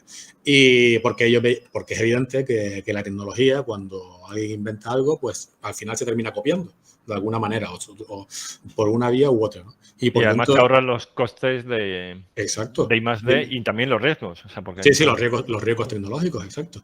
Por tanto, ese como comenta, es un impulsor bastante fuerte. Otro impulsor poderoso es la restricción presupuestaria que hubo en Estados Unidos, porque la ley de Augustin y la enfermedad de costes, pues ya viene ocurriendo desde hace décadas, ¿no? Y el peligro de tener pequeña cantidad a la hora de una guerra convencional importante, pues había riesgo ahí de cuántos escuadrones podría perder Estados Unidos y se tenía que después la capacidad industrial, como la Segunda Guerra Mundial, de construir 150 portaaviones en 3 años, ¿no? Y cosas por el estilo, ¿no? Y tropecientos miles de aviones y no sé qué. Pues, es decir, ese problema de la enfermedad de costes se vio y que después asusado o acrecentado por el tema de que otros países podían tener su propia RMA, llevó a que, es decir, es un impulsor de las doctrinas mosaico y multidominio y de la tercera estrategia de compensación, porque después de la crisis, aunque esta enfermedad se conocía desde hace tiempo, desde hace décadas, como el crecimiento económico norteamericano era potente y sus rivales geopolíticos eran económicamente muy pobres, era la Unión Soviética que no podía competir. Es decir, la Unión Soviética pudo mantener la carrera de armas durante la Guerra Fría porque Estados Unidos decidió no gastar demasiado dinero en armas, porque de ahí fue cuando Reagan incrementó un punto y pico, casi 2 puntos el presupuesto de defensa. La Unión Soviética, en la época de Gorbachev, vio que no podía mantener el ritmo y de ahí que decidiera pues acabar con la Guerra Fría para intentar después hacer reformas económicas, trayendo recursos del gasto militar para hacer ese cambio de la economía central a la economía de mercado, ¿no? Que iba a ser, tenía unos altos costos financieros y de ahí lo que hizo Gorbachev, ¿no? Estados Unidos lleva siendo el modo de hacer la guerra norteamericana se ha basado en ser siempre el rival económico más fuerte y en poder movilizar una gran cantidad durante un tiempo. Suelen perder la primera batalla, ¿no? O los americanos se suelen ver a sí mismos como en Pearl Harbor, ¿no? O en África, en Kasserine, ¿no? Exactamente. Dio lugar, hay una frase que me hizo muchísima gracia de Anthony Beevor en uno de sus libros, donde a raíz de lo de Kasserine, los británicos dicen, bueno, los americanos son nuestros italianos. que bueno, que luego, si no llega a ser por los americanos, ya me contarás de qué habría pasado en el frente occidental, ¿no? Y incluso en África, si creo que hubiese pasado a Montgomery si Patton no hubiese atacado por el Qatar, ¿no? Que estaban ahí estancados. Sí, muchas veces empiezan con mal pie, sí. Pues eso, pues decir que pues se ha basado eso en la superioridad industrial, económica, en las grandes cantidades y en tener un tiempo de que empieza con mal pie y después están como 1 año o 2 pues acumulando fuerzas y haciendo después hacer un ataque abrumador, ¿no? Sin embargo, porque su oponente era económicamente eso, más débil, ¿no? Además, después de poder acceder al teatro de operaciones con libertad y poder moverse, etcétera, ¿no? Lo que hablábamos de la burbuja de acceso y negadora de área, ¿no? Y sin embargo, es decir, los nuevos rivales son económicamente, van a ser parejos o superiores, como es el caso de China, ¿no? Que China, en el caso de si sigue creciendo económicamente a este ritmo, pues lo superará. Algunos dicen que ya está entrando en una fase de estancamiento, pero va a estar a un nivel económico muy similar. Y Bueno, por es que tanto, el horizonte sí, temporal en el que se materialice ya en su plenitud, ¿no? Si al final esto funciona, la guerra mosaico, puede ser un contexto donde China sí que haya superado económicamente a Estados Unidos y por lo sí, tanto tenga más poder potencial que Estados Unidos, es decir, más capacidad industrial y tecnológica y sobre todo económica sí. para dotar a sus fuerzas armadas por encima de las norteamericanas. Pero claro, es decir, de ahí toda la estrategia que se está haciendo desde la era de Trump, porque desde la administración Trump, desde la época de la administración Trump, que en el sentido que China es verdad que económicamente en cantidad se está acercando a Estados Unidos, pero su productividad económica es negativa. Esto es bastante curioso, ¿no? Y de ahí todo lo que estamos viendo ahora con el tema de las burbujas de Evergrande, etcétera, ¿no? Bueno, igual dentro de 2 años o dentro de un año han conseguido sobrepasar o resolver estos problemas por los cuales la productividad de todos los factores en China es negativa, ¿no? El tema demográfico no lo van a poder resolver, pero bueno, lo que hablamos, que va a ser un tema, es decir, va a ser económicamente va a estar o igual o un poco por debajo o por encima, ¿no? Y por tanto, Estados Unidos ya no puede basarse en esa superioridad de cantidad e industrial. Además, vemos que China es capaz de producir cantidades fantásticas de armas de la era industrial, ¿no? Como son fragatas, destructores, aviones, buques de salto anfibio de cubierta plana, ¿no? Como los tipos 75. Vemos que son capaces de construir silos de misiles e ICBM a una capacidad superior, casi incluso que la Unión Soviética en su momento, ¿no? Como estamos viendo con la modernización nuclear, y que por tanto en el aspecto tradicional en el que se ha basado Norteamérica o los americanos, pues ya no pueden ir por ahí. Y por tanto de ahí que traten de hacerle no solamente la innovación tecnológica, mejorar la innovación tecnológica en Estados Unidos a través de las nuevas tecnologías militares y creando nuevas unidades, sino también cortando el flujo de tecnología hacia China. De ahí que estén sacando de la bolsa de Estados Unidos a muchas empresas, que traten de evitar que China siga comprando tecnología a países occidentales y a Estados Sí, Unidos. de hecho, la presión que hay sobre los países europeos para que Exacto. disminuyan tanto su dependencia comercial con China, que también nos interesa a nosotros, como sobre todo el ayudar a que China se desarrolle económicamente por estas razones geopolíticas y sobre todo dificultar sus avances tecnológicos. Sí. Claro, Eso podrían contar muchos de los alemanes al respecto. sí, porque entonces China, si al final, es decir, no estamos viendo que esté, o que tiene una capacidad de innovación buena, no estamos Sí, viendo desde luego, y por ejemplo, en cosas como inteligencia artificial es que ya nos ha dejado atrás a los europeos. bueno, no. Bueno, a los europeos sí, a los norteamericanos no, ha habido No, o sea, ahí sí que falsa están en la carrera, pero vamos, que los europeos nos hemos quedado, me da la impresión, ¿no? Fuera Sí, de sí, juego, sí, los viendo europeos sí. las grandes empresas tecnológicas se han ido a China, o sea, más que se han ido, están en China y están en Estados Unidos, pero Europa en ese sentido está muy por detrás. Sí, en Estados Unidos, porque ha habido mucha falsa información con algunos informes que se han leído mal sobre la supuesta superioridad china en inteligencia artificial. Y lo que dicen esos informes cuando se leen es que China está gastando cierta cantidad de dinero, pero en copiar a lo que están haciendo los americanos. No tienen, decir, en tecnología militar, en inteligencia artificial militar, inteligencia artificial militar. Y después, respecto a lo de las patentes de la inteligencia artificial china, decir, es como lo de las patentes de un montón de cosas que sacan los chinos, que hay planes quinquenales, ¿no? Que dice, pues tenemos que innovar el plan China 2025, el plan China 2000 no sé cuánto, pues tenemos que sacar no sé cuántas patentes, producir no sé cuántos tal, y por tanto hay una inflación de patentes, pero que no son ni patentes triádicas, y no hay realmente una innovación que pueda rivalizar todavía con lo que está haciendo Estados Unidos. Y el tema de la tecnología militar, hubieron algunas noticias de prensa mal informadas, ¿no? O que no se leyeron los informes, en el que dicen que la inteligencia artificial que hace China es para algunos aspectos concretos de localizar, es decir, cuando tienes una gran cantidad de imágenes, pues ver patrones y ver dónde están las unidades americanas que quiere bombardear, ¿no? Que eso fue lo que hizo el proyecto Maven, que intentó el Pentágono con el proyecto Maven, con Google, ¿no? Y que le salió mal porque se rebelaron en Silicon Valley, no sé qué. Pues ese tipo de cosas, y en copiar en lo que hacen los americanos, ¿no? Eso lo estudió Ryan Fedasiuk, no del Instituto Hudson, no recuerdo ahora en qué universidad sacó este estudio, pero que vamos, que se leyó muy mal lo que lo que están haciendo los chinos, ¿no? Al leer el estudio de Fedesius. Y bueno, lo que decía es que la estrategia global norteamericana de intentar cortar el flujo tecnológico hacia China, porque no es verdad que ellos estén tan avanzados tecnológicamente, es que sigamos viendo es decir, sus producciones militares son producciones militares de plataformas legadas y parece que están construyendo un ejército de los 90, ¿no? Eso sí, con una gran cantidad de misiles, ¿no? De misiles de medio y largo alcance. Pero es decir, es un ejército que va a quedar obsoleto.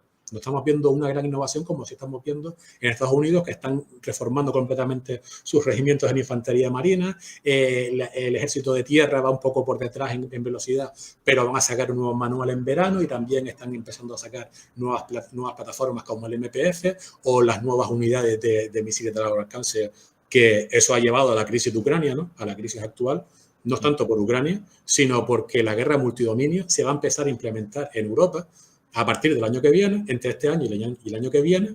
En el 2023 empiezan las primeras unidades, en el 24 ya estarían operativas, y eso ha puesto muy nervioso a Rusia porque sabe que perdería esa competición de salva. O sea, el tema de Ucrania es cuando dicen, no queremos que pongan misiles de largo alcance en Ucrania. O sea, ellos saben, los rusos, perfectamente que nadie va a poner misiles de la OTAN ahí, pero sacan a colación ese tema porque no quieren que Estados Unidos implemente la guerra multidominio, no ya a nivel de regimiento, sino como montaba a nivel de competición de salva de misiles de medio alcance y casi intermedio, porque ya han activado creo que, ¿cuál es? El 52 Cuerpo de Ejército de Artillería, ¿no? Que fue el que implementó los Pershing cuando la época de los euromisiles, pues lo han reactivado y van a traer aquí sus primeras brigadas multidominio, ¿no? O su Task Force Multidomain, ¿no? Y por tanto, decir que tiene 4 estrellas, ¿no? Tiene nivel de ejército, pero básicamente se organiza en base a brigadas multidominio. Por ahora, o porque sea, también... sí, perdón que te interrumpa. Entonces, o sea, sí que estaría consiguiendo esa superioridad en capacidad de guerra convencional con respecto a China, por un lado, y también respecto a Rusia. O sea, que ese sería uno de las fuerzas motrices, ¿no? Que explicaría este cambio, ¿no? O sea, que eso como tal sí que se estaría logrando. Porque económicamente quedaría igual a China y por tanto quiere... Aunque económicamente sea, es decir, un país como España pues puede tener más PIB que otros, pero que tenga menos población y menos recursos, pero puede ser tecnológicamente inferior. Por tanto, pero que en el plano militar siga teniendo primacía Estados Unidos. Entonces, ahí, o sea, de aquí me surgen varias preguntas. Por un lado, o sea, una implicación de todo esto es que los europeos, y ahora sí que podemos profundizar en ello, pero yo creo que ya tenemos elementos de juicio como para concluir que los europeos nos estamos volviendo más dependientes de Estados Unidos para la defensa de Europa occidental en un hipotético conflicto armado convencional con Rusia. O sea, iremos en esa línea, ¿no? Sí. Completamente. O sea, esa sería una implicación ya estratégica de estos cambios tecnológicos, ¿no? Claro. Y luego, la otra pregunta, y si te parece, entonces ya entramos de lleno a esa cuestión, es ¿qué es lo distintivo de lo multidominio? Porque yo creo que a partir de lo que se ha expuesto, el que nos escuche ya creo que sí que entendería qué es la guerra mosaico. Sí. ¿Qué es lo peculiar de lo multidominio? O sea, lo multidominio es simplemente una profundización en el concepto de lo conjunto, o sea, de que tierra, mar y aire cooperen entre sí en las operaciones militares, en este caso ya incluyendo además el dominio espacial y el electromagnético, ¿o implica algo más? Pues aparte de una combinación sin precedentes a nivel operacional y táctico de los diferentes dominios entre sí, como tú comentabas, después hay otro aspecto que es podríamos denominarlo del auge de la zona gris, ¿no? Y aspectos más político-militares, no solamente militares y de defensa, en los cuales este nuevo concepto, esta nueva doctrina, no se basa solamente en ganar en el campo de batalla, sino también ganar en las diferentes fases del conflicto, que hay una fase de competición, después una vez estalla el conflicto armado, de penetración, de desintegración y de explotación, ¿no? Este concepto tiene 4 fases. O sea, que cuando hablan de la multidominio, perdona, no solamente se refiere a esos ámbitos, ¿no? De operaciones de medios militares, de espacio, el espectro electromagnético, tierra, mar y aire, sino que también podríamos incluir ahí lo que en zona gris llamamos las estrategias híbridas. O sea, empleo integrado de diversos instrumentos de poder económico, informacional, diplomático, etcétera, con el fin de obtener determinados objetivos políticos. Correcto. Sí, sí, es decir, no solamente son los diferentes dominios, los 5 dominios, que los que comentaba, de tierra, mar, aire, ciberespacio, espacio, etcétera, sino poder competir en el aspecto previo a la guerra e incluso después se ha iniciado un conflicto armado que no va a escalar, que es probable que no escale a una guerra a plena escala, ¿no? Entre Rusia, Estados Unidos o entre Estados Unidos y China, ¿no? Y por tanto hay que diseñar toda la estrategia y toda la fuerza militar para prevalecer en ese conflicto que se van a integrar, aparte de los aspectos militares, los aspectos diplomáticos, informacionales, ¿no? Propaganda, etcétera, y económicos. Y en todo el espectro del conflicto, o sea, desde la rivalidad por debajo del umbral de la guerra, lo que tenemos por zona gris, que a su vez tiene diversas escalas y que en los peldaños ya más superiores, más cercanos a la guerra, o sea, más gris muy oscuro, incluye el empleo puntual de la fuerza. En el libro pones ejemplos que yo creo que todo el mundo recuerda, o sea, que no es historia remota, sino que es, por un lado, cuando Estados Unidos mata a Soleimani en 2020 y luego Irán replica con un ataque de misiles balísticos contra la base de Al-Assad, que es una base iraquí, pero que hay tropas norteamericanas. Sí. ¿no? Entonces, y que eso, por ejemplo, es todavía zona gris, donde hay empleo de la fuerza, pero es zona gris. O el ataque a Abqaiq, también ese ataque sutil cuanto a no atribución de Irán o proxies de Irán contra una instalación estratégica, una infraestructura crítica de Arabia Saudí, ¿no? También con drones y con misiles de crucero. O sea que eso todavía es zona gris. Y la idea, por tanto, del multidominio es prevalecer en todo el espectro de conflictos, desde la zona gris ya muy caliente a la guerra, ¿no? Esa sería. Claro, porque eso ya también incluso se vio en los estudios de 20X que hizo la ONA y el CCBA, ¿no? Que hablaba en principio de los 90 que podían ser los conflictos a partir de 2025, ¿no? Y por tanto, es decir, por un lado la sombra nuclear, ¿no? O la disuasión nuclear y la reducción de la hostilidad internacional entre grandes potencias, por un lado evitaba la posibilidad de la destrucción planetaria, ¿no? por el cataclismo nuclear, pero por otro lado permitía las estrategias y conflictos sin riesgo y sin temor a que escalara a la destrucción mutua asegurada, ¿no? Porque ya no había esa hostilidad ideológica que se plasmaba luego en planes de la destrucción total del enemigo, como cuando Hitler intentó borrar del mapa a la Unión Soviética, o como cuando la Unión Soviética pues, borró del mapa a la Alemania nazi, ¿no? Bueno, y es que esto, además, recuerda mucho lo que contabas al principio del programa de la paradoja estabilidad e inestabilidad. Correcto. O sea, una vez que logra la estabilidad ahí, no significa que desaparezca la inestabilidad, sino que se incrementa. Se incrementa, pero desciende a los escalones inferiores del conflicto. Correcto. Es decir, eso también tronca con lo que decía, con lo que explicaba la tesis, porque en la Guerra Fría no era paradoja de la inestabilidad, sino era paradoja de la estabilidad-inestabilidad, en el sentido que había estabilidad. Esto, bueno, yo sé que tú lo sabes, pero para muchos oyentes pues no lo conocerán. Bueno, los que se han estudiado esto sí, pero otros no tienen por qué saber. La paradoja de la estabilidad e inestabilidad implica que el riesgo de destrucción mutua asegurada hace que en la parte alta del conflicto haya estabilidad, ¿no? Porque, es decir, que ninguna superpotencia o una gran potencia dé pasos demasiado atrevidos, porque eso implicaría un choque directo entre ellas y, por tanto, el riesgo de la destrucción nuclear. Sin embargo, tienen que seguir compitiendo porque tienen una gran hostilidad entre sí geopolítica, ¿no?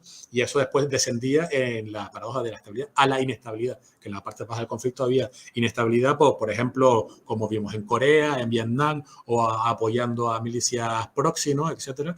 Y, por tanto, ahí se incrementó, es decir, aunque en Europa y entre las superpotencias había estabilidad, y sus agencias directas como Japón, etcétera, fuera de los bloques, pues sí había posible que la Guerra Fría incrementara la inestabilidad, ¿no? Sin embargo, con la paradoja de la inestabilidad, lo que ocurre es que como ya no hay ese miedo a la destrucción mutua asegurada, porque ya los planes de los rusos como los planes soviéticos eran invadir cuando eran planes defensivos, ¿no? Cuando la OTAN les atacara a ellos iban a responder incluso quizás preventivamente invadiendo toda Europa, ¿no? y con una guerra nuclear que iba a ser una guerra nuclear prolongada y total contra Estados Unidos. Eso ya cambió en los años 80, pero la mayoría de sus planes fueron así. Y los planes norteamericanos eran igual. Una vez se iniciaron las hostilidades, pues su plan era lanzar miles de ojivas nucleares, todo lo que tuvieran, contra la Unión Soviética. Eso incluso ocurrió a pesar de las LNO, ¿no? de las opciones limitadas. Aún así, el SIOP de la época de las opciones limitadas también era lanzar casi todo su SIOP y sin dejar reservas, ¿no? Era algo alucinante, ¿no? Cómo el mundo se hubiese acabado en un instante, ¿no? Y sin embargo, eso ya, los planes de las grandes potencias, los planes de China eran defenderse de una invasión soviética, ¿no? Después, una vez se pelearon después de Stalin, ¿no? Después del proceso de desestabilización, pues se pelearon con Khrushchev y con los soviéticos, y los planes chinos eran defenderse de una invasión a gran escala de la Unión Soviética o de un bombardeo nuclear americano. Eso ya políticamente no es creíble, ya la hostilidad entre estas grandes potencias no es la que había después de la Segunda Guerra Mundial, hasta el año 89, y los planes de defensa pues son mucho más comedidos, ¿no? No se trata de invadir, es decir, de Rusia invadir Europa Occidental o actualmente Estados Unidos tratar de invadir el Pacto de Varsovia como fue en la época de la Grand Battle, que era hacer un contraataque, ¿no? Y meterse en los segundos y terceros escalones, cientos de kilómetros, ¿no? Ya dentro del Pacto de Varsovia, pues ya los planes no son así. Y por tanto, eso da una más de defensa de áreas de interés y mediante un uso muy calculado de la coerción. Claro, y procurando competir en la zona gris y en escalar a una guerra abierta que perjudicaría a ambos. Claro, y eso es decir, como ya está políticamente es concebible que hayan guerras limitadas como lo hubieron entre India y Pakistán, ¿no? La guerra del Kargil, por pequeños objetivos, como hubo una guerra entre potencias nucleares, fronteriza entre la Unión Soviética y China en su momento, ¿no? En el año 68, ¿no? Pues, es decir, esos escenarios es probable. Bueno, la tendencia son mucho más concebibles o mucho más posibles ahora que en la actualidad. Es decir, ese tipo de guerras limitadas y todos los planes de defensa pues se basan, como estamos viendo en el multidominio con Estados Unidos, en enfrentarse a Rusia en esta zona gris, y como vemos en sus propios documentos, ¿no? Que son accesibles en PDF, de cómo planean hacer esta competición de salva a un nivel sin que escale a una guerra total. Claro, eso nos lleva a la inestabilidad estratégica que pueda haber limitada, ¿no? Una inestabilidad total de vamos a lanzar todas las ojivas nucleares, ¿no? Sí. Entonces, por bajar lo tangible, o sea, Luz Army empieza a elaborar esta doctrina multidominio en 2016. ¿Y sí. esto en qué se está plasmando? Ya en cosas que sean observables dentro de la orgánica. Ahí hablas, sí, en el libro, ¿no? de fuerzas multidominio. Sí. Del Big Six, o sea, de 6 grandes programas de armas que realmente son muchos más, ¿no? Sí. Que cuelgan mucho más de cada uno de ellos que los famosos 5 grandes de la batalla aeroterrestre. O sea, esto en qué se está traduciendo, y sobre todo me gustaría enfatizar la diferencia con Europa, ¿no? O sea, porque esto al final es que eso tiene unas implicaciones políticas muy fuertes, porque nosotros aquí nos encanta hablar de autonomía estratégica, pero vemos que en el ámbito militar las cosas van en una dirección pues totalmente contraria, es decir, que somos más dependientes de Estados Unidos y nos estamos quedando atrás tecnológica y doctrinalmente. Entonces, ¿qué están haciendo ellos? Y que se pueda ver aquí en Europa, en el despliegue que ellos tienen, que tiene el Luz Army en Europa, ¿y qué están dejando de hacer los europeos? Pues cosas que vamos a empezar a ver ya en 2023 va a ser el despliegue de las primeras unidades multidominio. La orgánica todavía no está clara, porque a veces salen orgánicas, es decir, de Warzone en otros sitios aparece en un ORBA, es decir, una tabla de organización un poco diferente, pero ya es decir, por ejemplo, hablaba del Big Six, pues dentro de poco empezaremos a ver los nuevos helicópteros, ¿no? Que entrarán en servicio con el Luz Army. Después también el tema del carro de combate está bastante más ralentizado y es bastante más difícil de solucionar. Es decir, la incertidumbre tecnológica que hay en la actualidad es demasiado elevada como para meterse a cambiar el carro de combate, pero es posible que también haya que cambiarlo. Pero lo más urgente que vamos a ver van a ser el despliegue de estas unidades multidominio, y eso nos ha llevado, es decir, es algo muy tangible, a la actual crisis de seguridad que estamos viviendo en Europa, ¿no?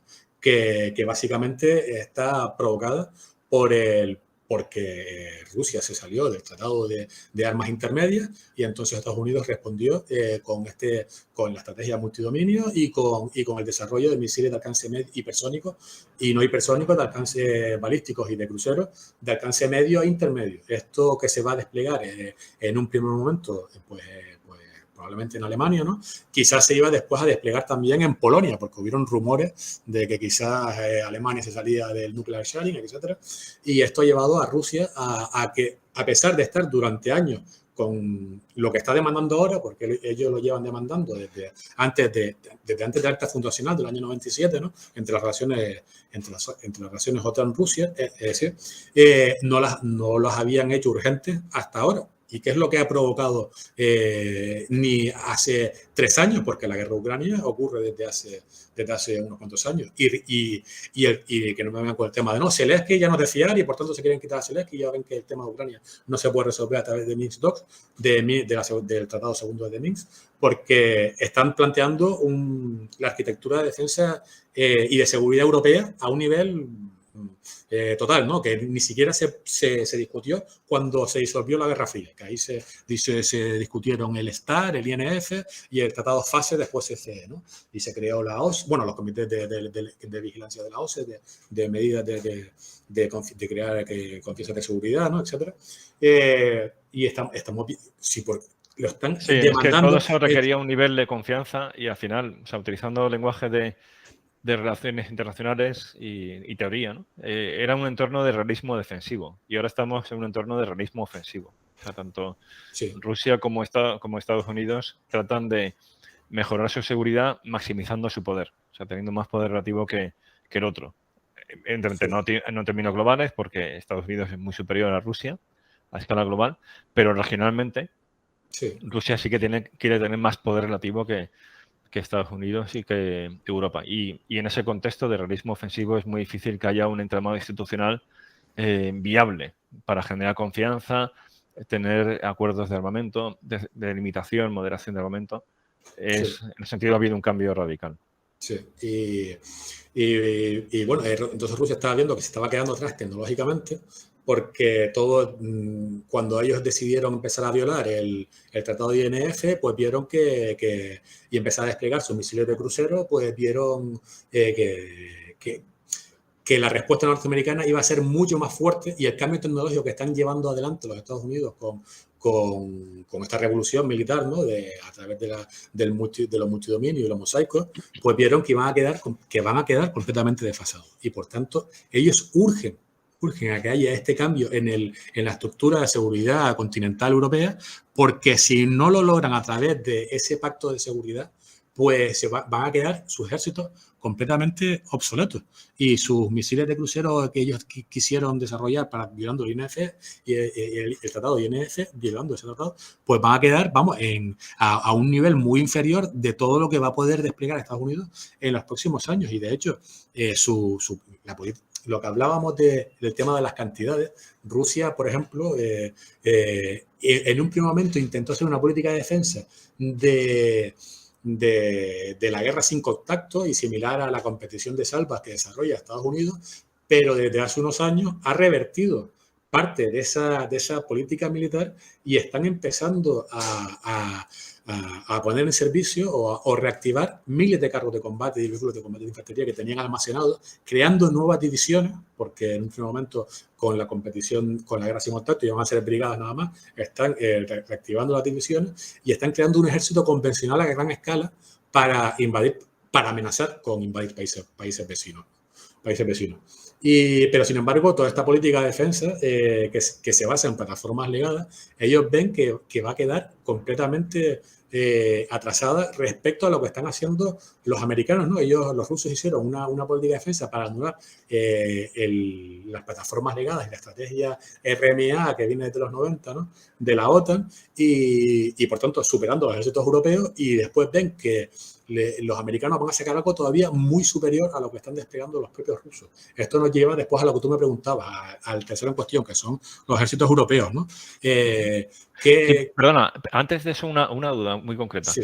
En esos sistemas que está desplegando y que va a desplegar Estados Unidos para tener fuegos de largo alcance muy superiores a los rusos, Sí. ¿son todos convencionales o incluyen también la posibilidad real de que tuvieran armas nucleares? Por ahora son completamente convencionales y todo lo O sea, que que yo ellos no contemplan el nuclear warfighting como tal, los americanos, ¿no? Bueno, sí contemplan el nuclear warfighting, pero no con los multidominios. Ellos, Vale. por ejemplo, en la época de Trump han desarrollado Sí, una mini nuke para dispararla desde submarinos, pero ellos, los americanos saben Pero que no está en este concepto de los multidominios ni en ese explica que están haciendo. Exactamente. A un nivel estratégico, sí. A un nivel estratégico sí contemplan el warfighting nuclear.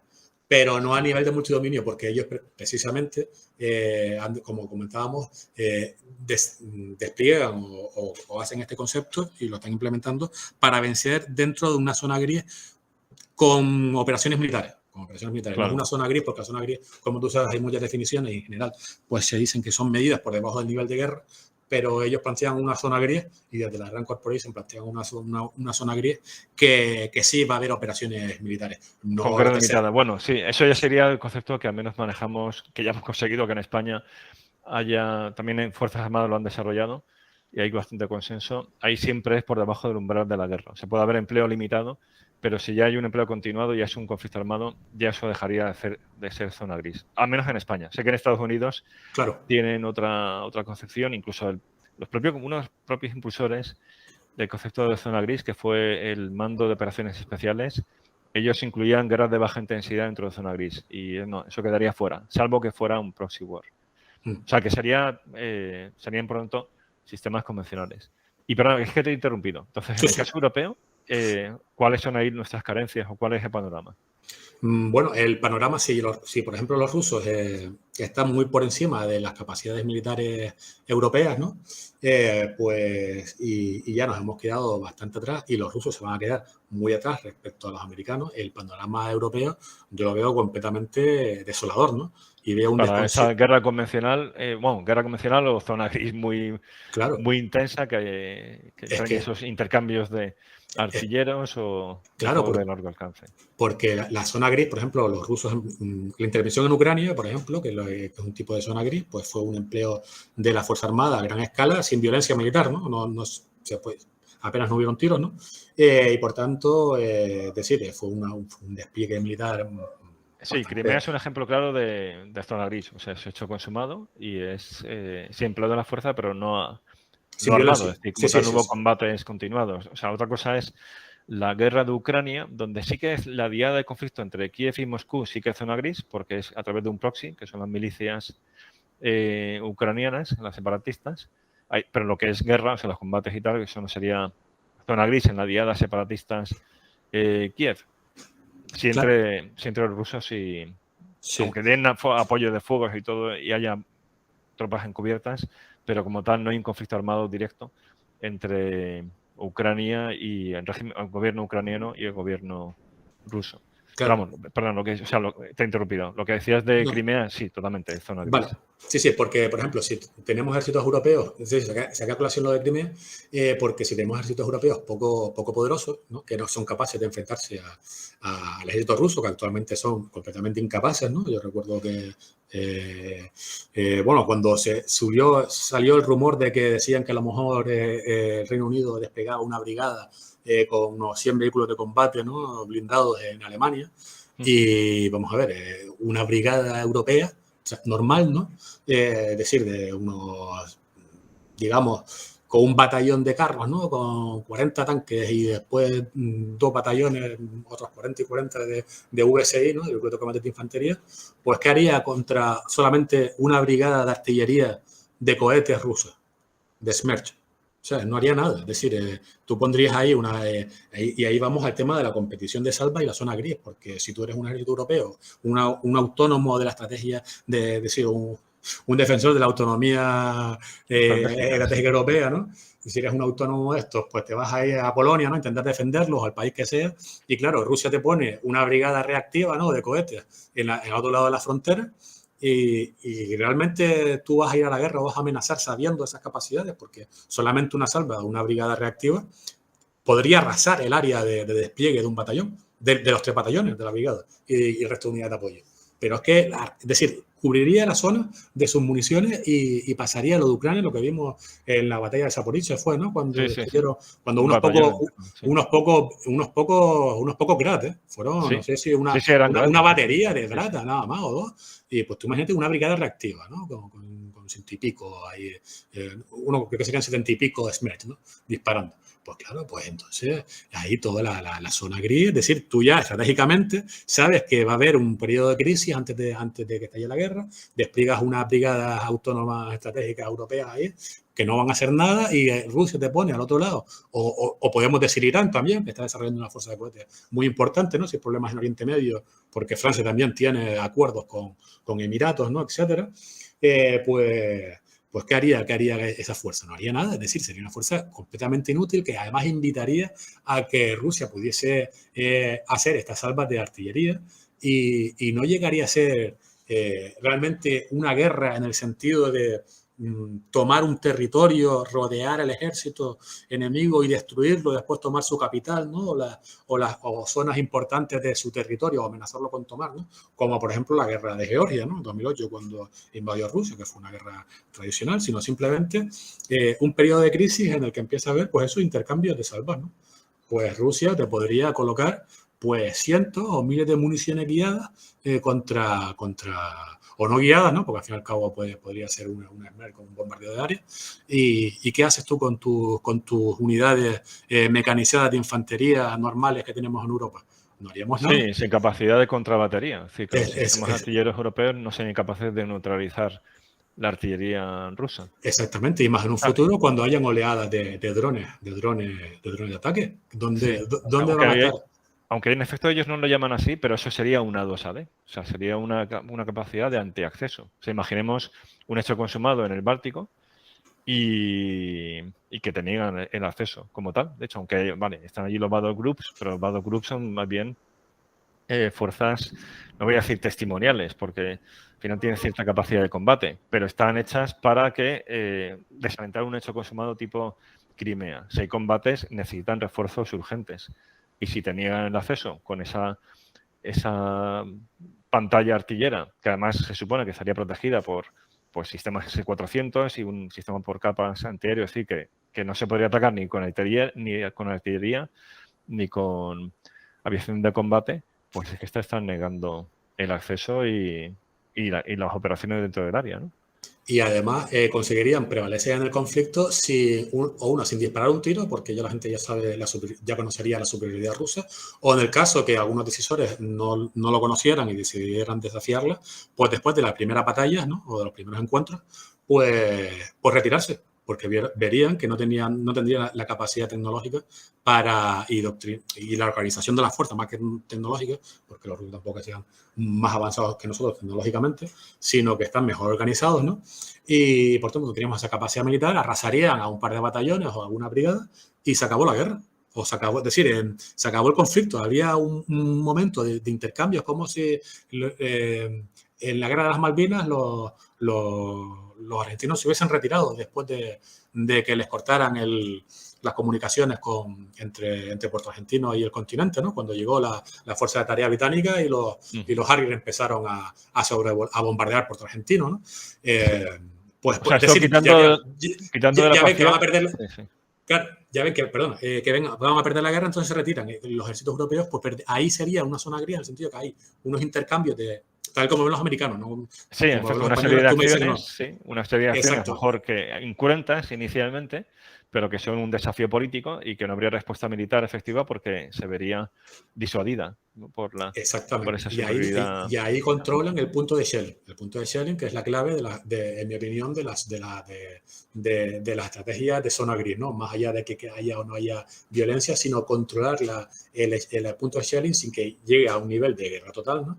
Y para prevalecer en la escalera del conflicto y tener una teoría de la victoria que no requiere pues un enfrentamiento total, pero que sí ve un uso de la fuerza militar convencional a cierta escala, ¿no? Y por Sí, tanto hay esto, que... claro, siempre quitando de la ecuación a Estados Unidos, ¿no? O sea, porque, Efectivamente.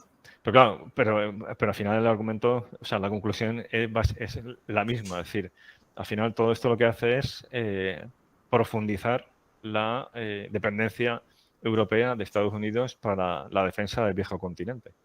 Y que lo estamos viendo hoy precisamente. O sea, bueno, ya habrá acabado la reunión en Ginebra entre Estados Unidos y Rusia quería hablar con Estados Unidos directamente para organizar toda la defensa del continente, porque son los que van a desplegar este tipo de misiles, este tipo de unidades. No quieren hablar, después van a hablar en la OTAN y en la OCE, pero a un nivel porque los americanos les pidieron que para ser el paripé de tener en cuenta a los europeos, ¿no?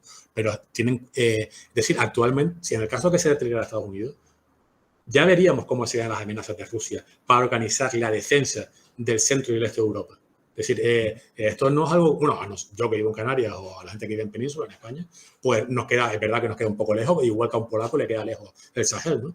Pero a nivel europeo, es decir, estamos hablando de cómo quedarían los ejércitos europeos y cómo quedaría la defensa europea si Sí, no y hubiese el propio proyecto político europeo. exactamente. ¿Cómo conseguir, es decir, cómo, no lo hago como pregunta, sino como exclamación, ¿no? La manera en que Rusia podría influir en todo el proceso político europeo simplemente amenazando con un acto militar en algún país de su entorno, ¿no? Por ejemplo, la ampliación de la Unión Europea, que fue lo que llevó al conflicto en Ucrania, ¿no? Fue básicamente.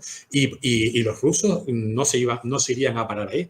Y por tanto, las implicaciones son mayúsculas, como fue la Segunda Guerra Mundial o la Guerra Fría, que dividió Europa por la mitad. Es decir, tendría unas consecuencias geopolíticas que después también se traducirían a nivel de la Unión Europea.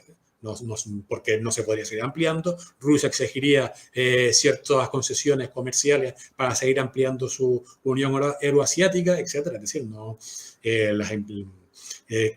el tema de que Europa se quede, es decir, porque claro, ahora estamos muy cómodos con el tema, como tú comentabas, con Estados Unidos dentro de la OTAN, pero que Europa se quede de una manera tan obsoleta militarmente respecto a Rusia, o amenazas, o en un futuro podría ser China, que podría cambiar el orden económico y geopolítico mundial, ¿no? Si realmente hay un conflicto por Taiwán dentro de 10 años o de 7 o lo que sea, ¿no? Pues decir, ¿qué sería de los ejércitos europeos o de las armadas europeas, ¿no?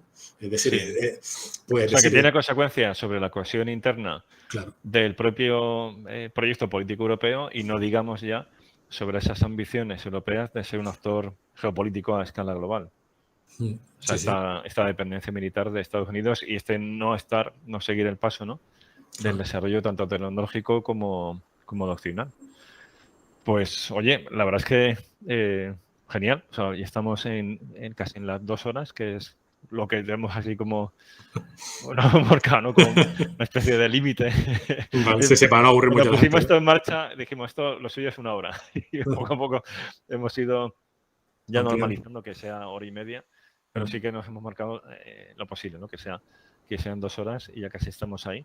Y vamos, y yo creo que misión cumplida más que de sobra, porque la idea era hablar de estos cambios tecnológicos y doctrinales en el modo de hacer la guerra, que es un tema ya de por sí relevante para los estudios estratégicos, y luego ver qué implicaciones tenía esto para el caso europeo, que como vemos, pues son muy destacables, o sea, son implicaciones profundas.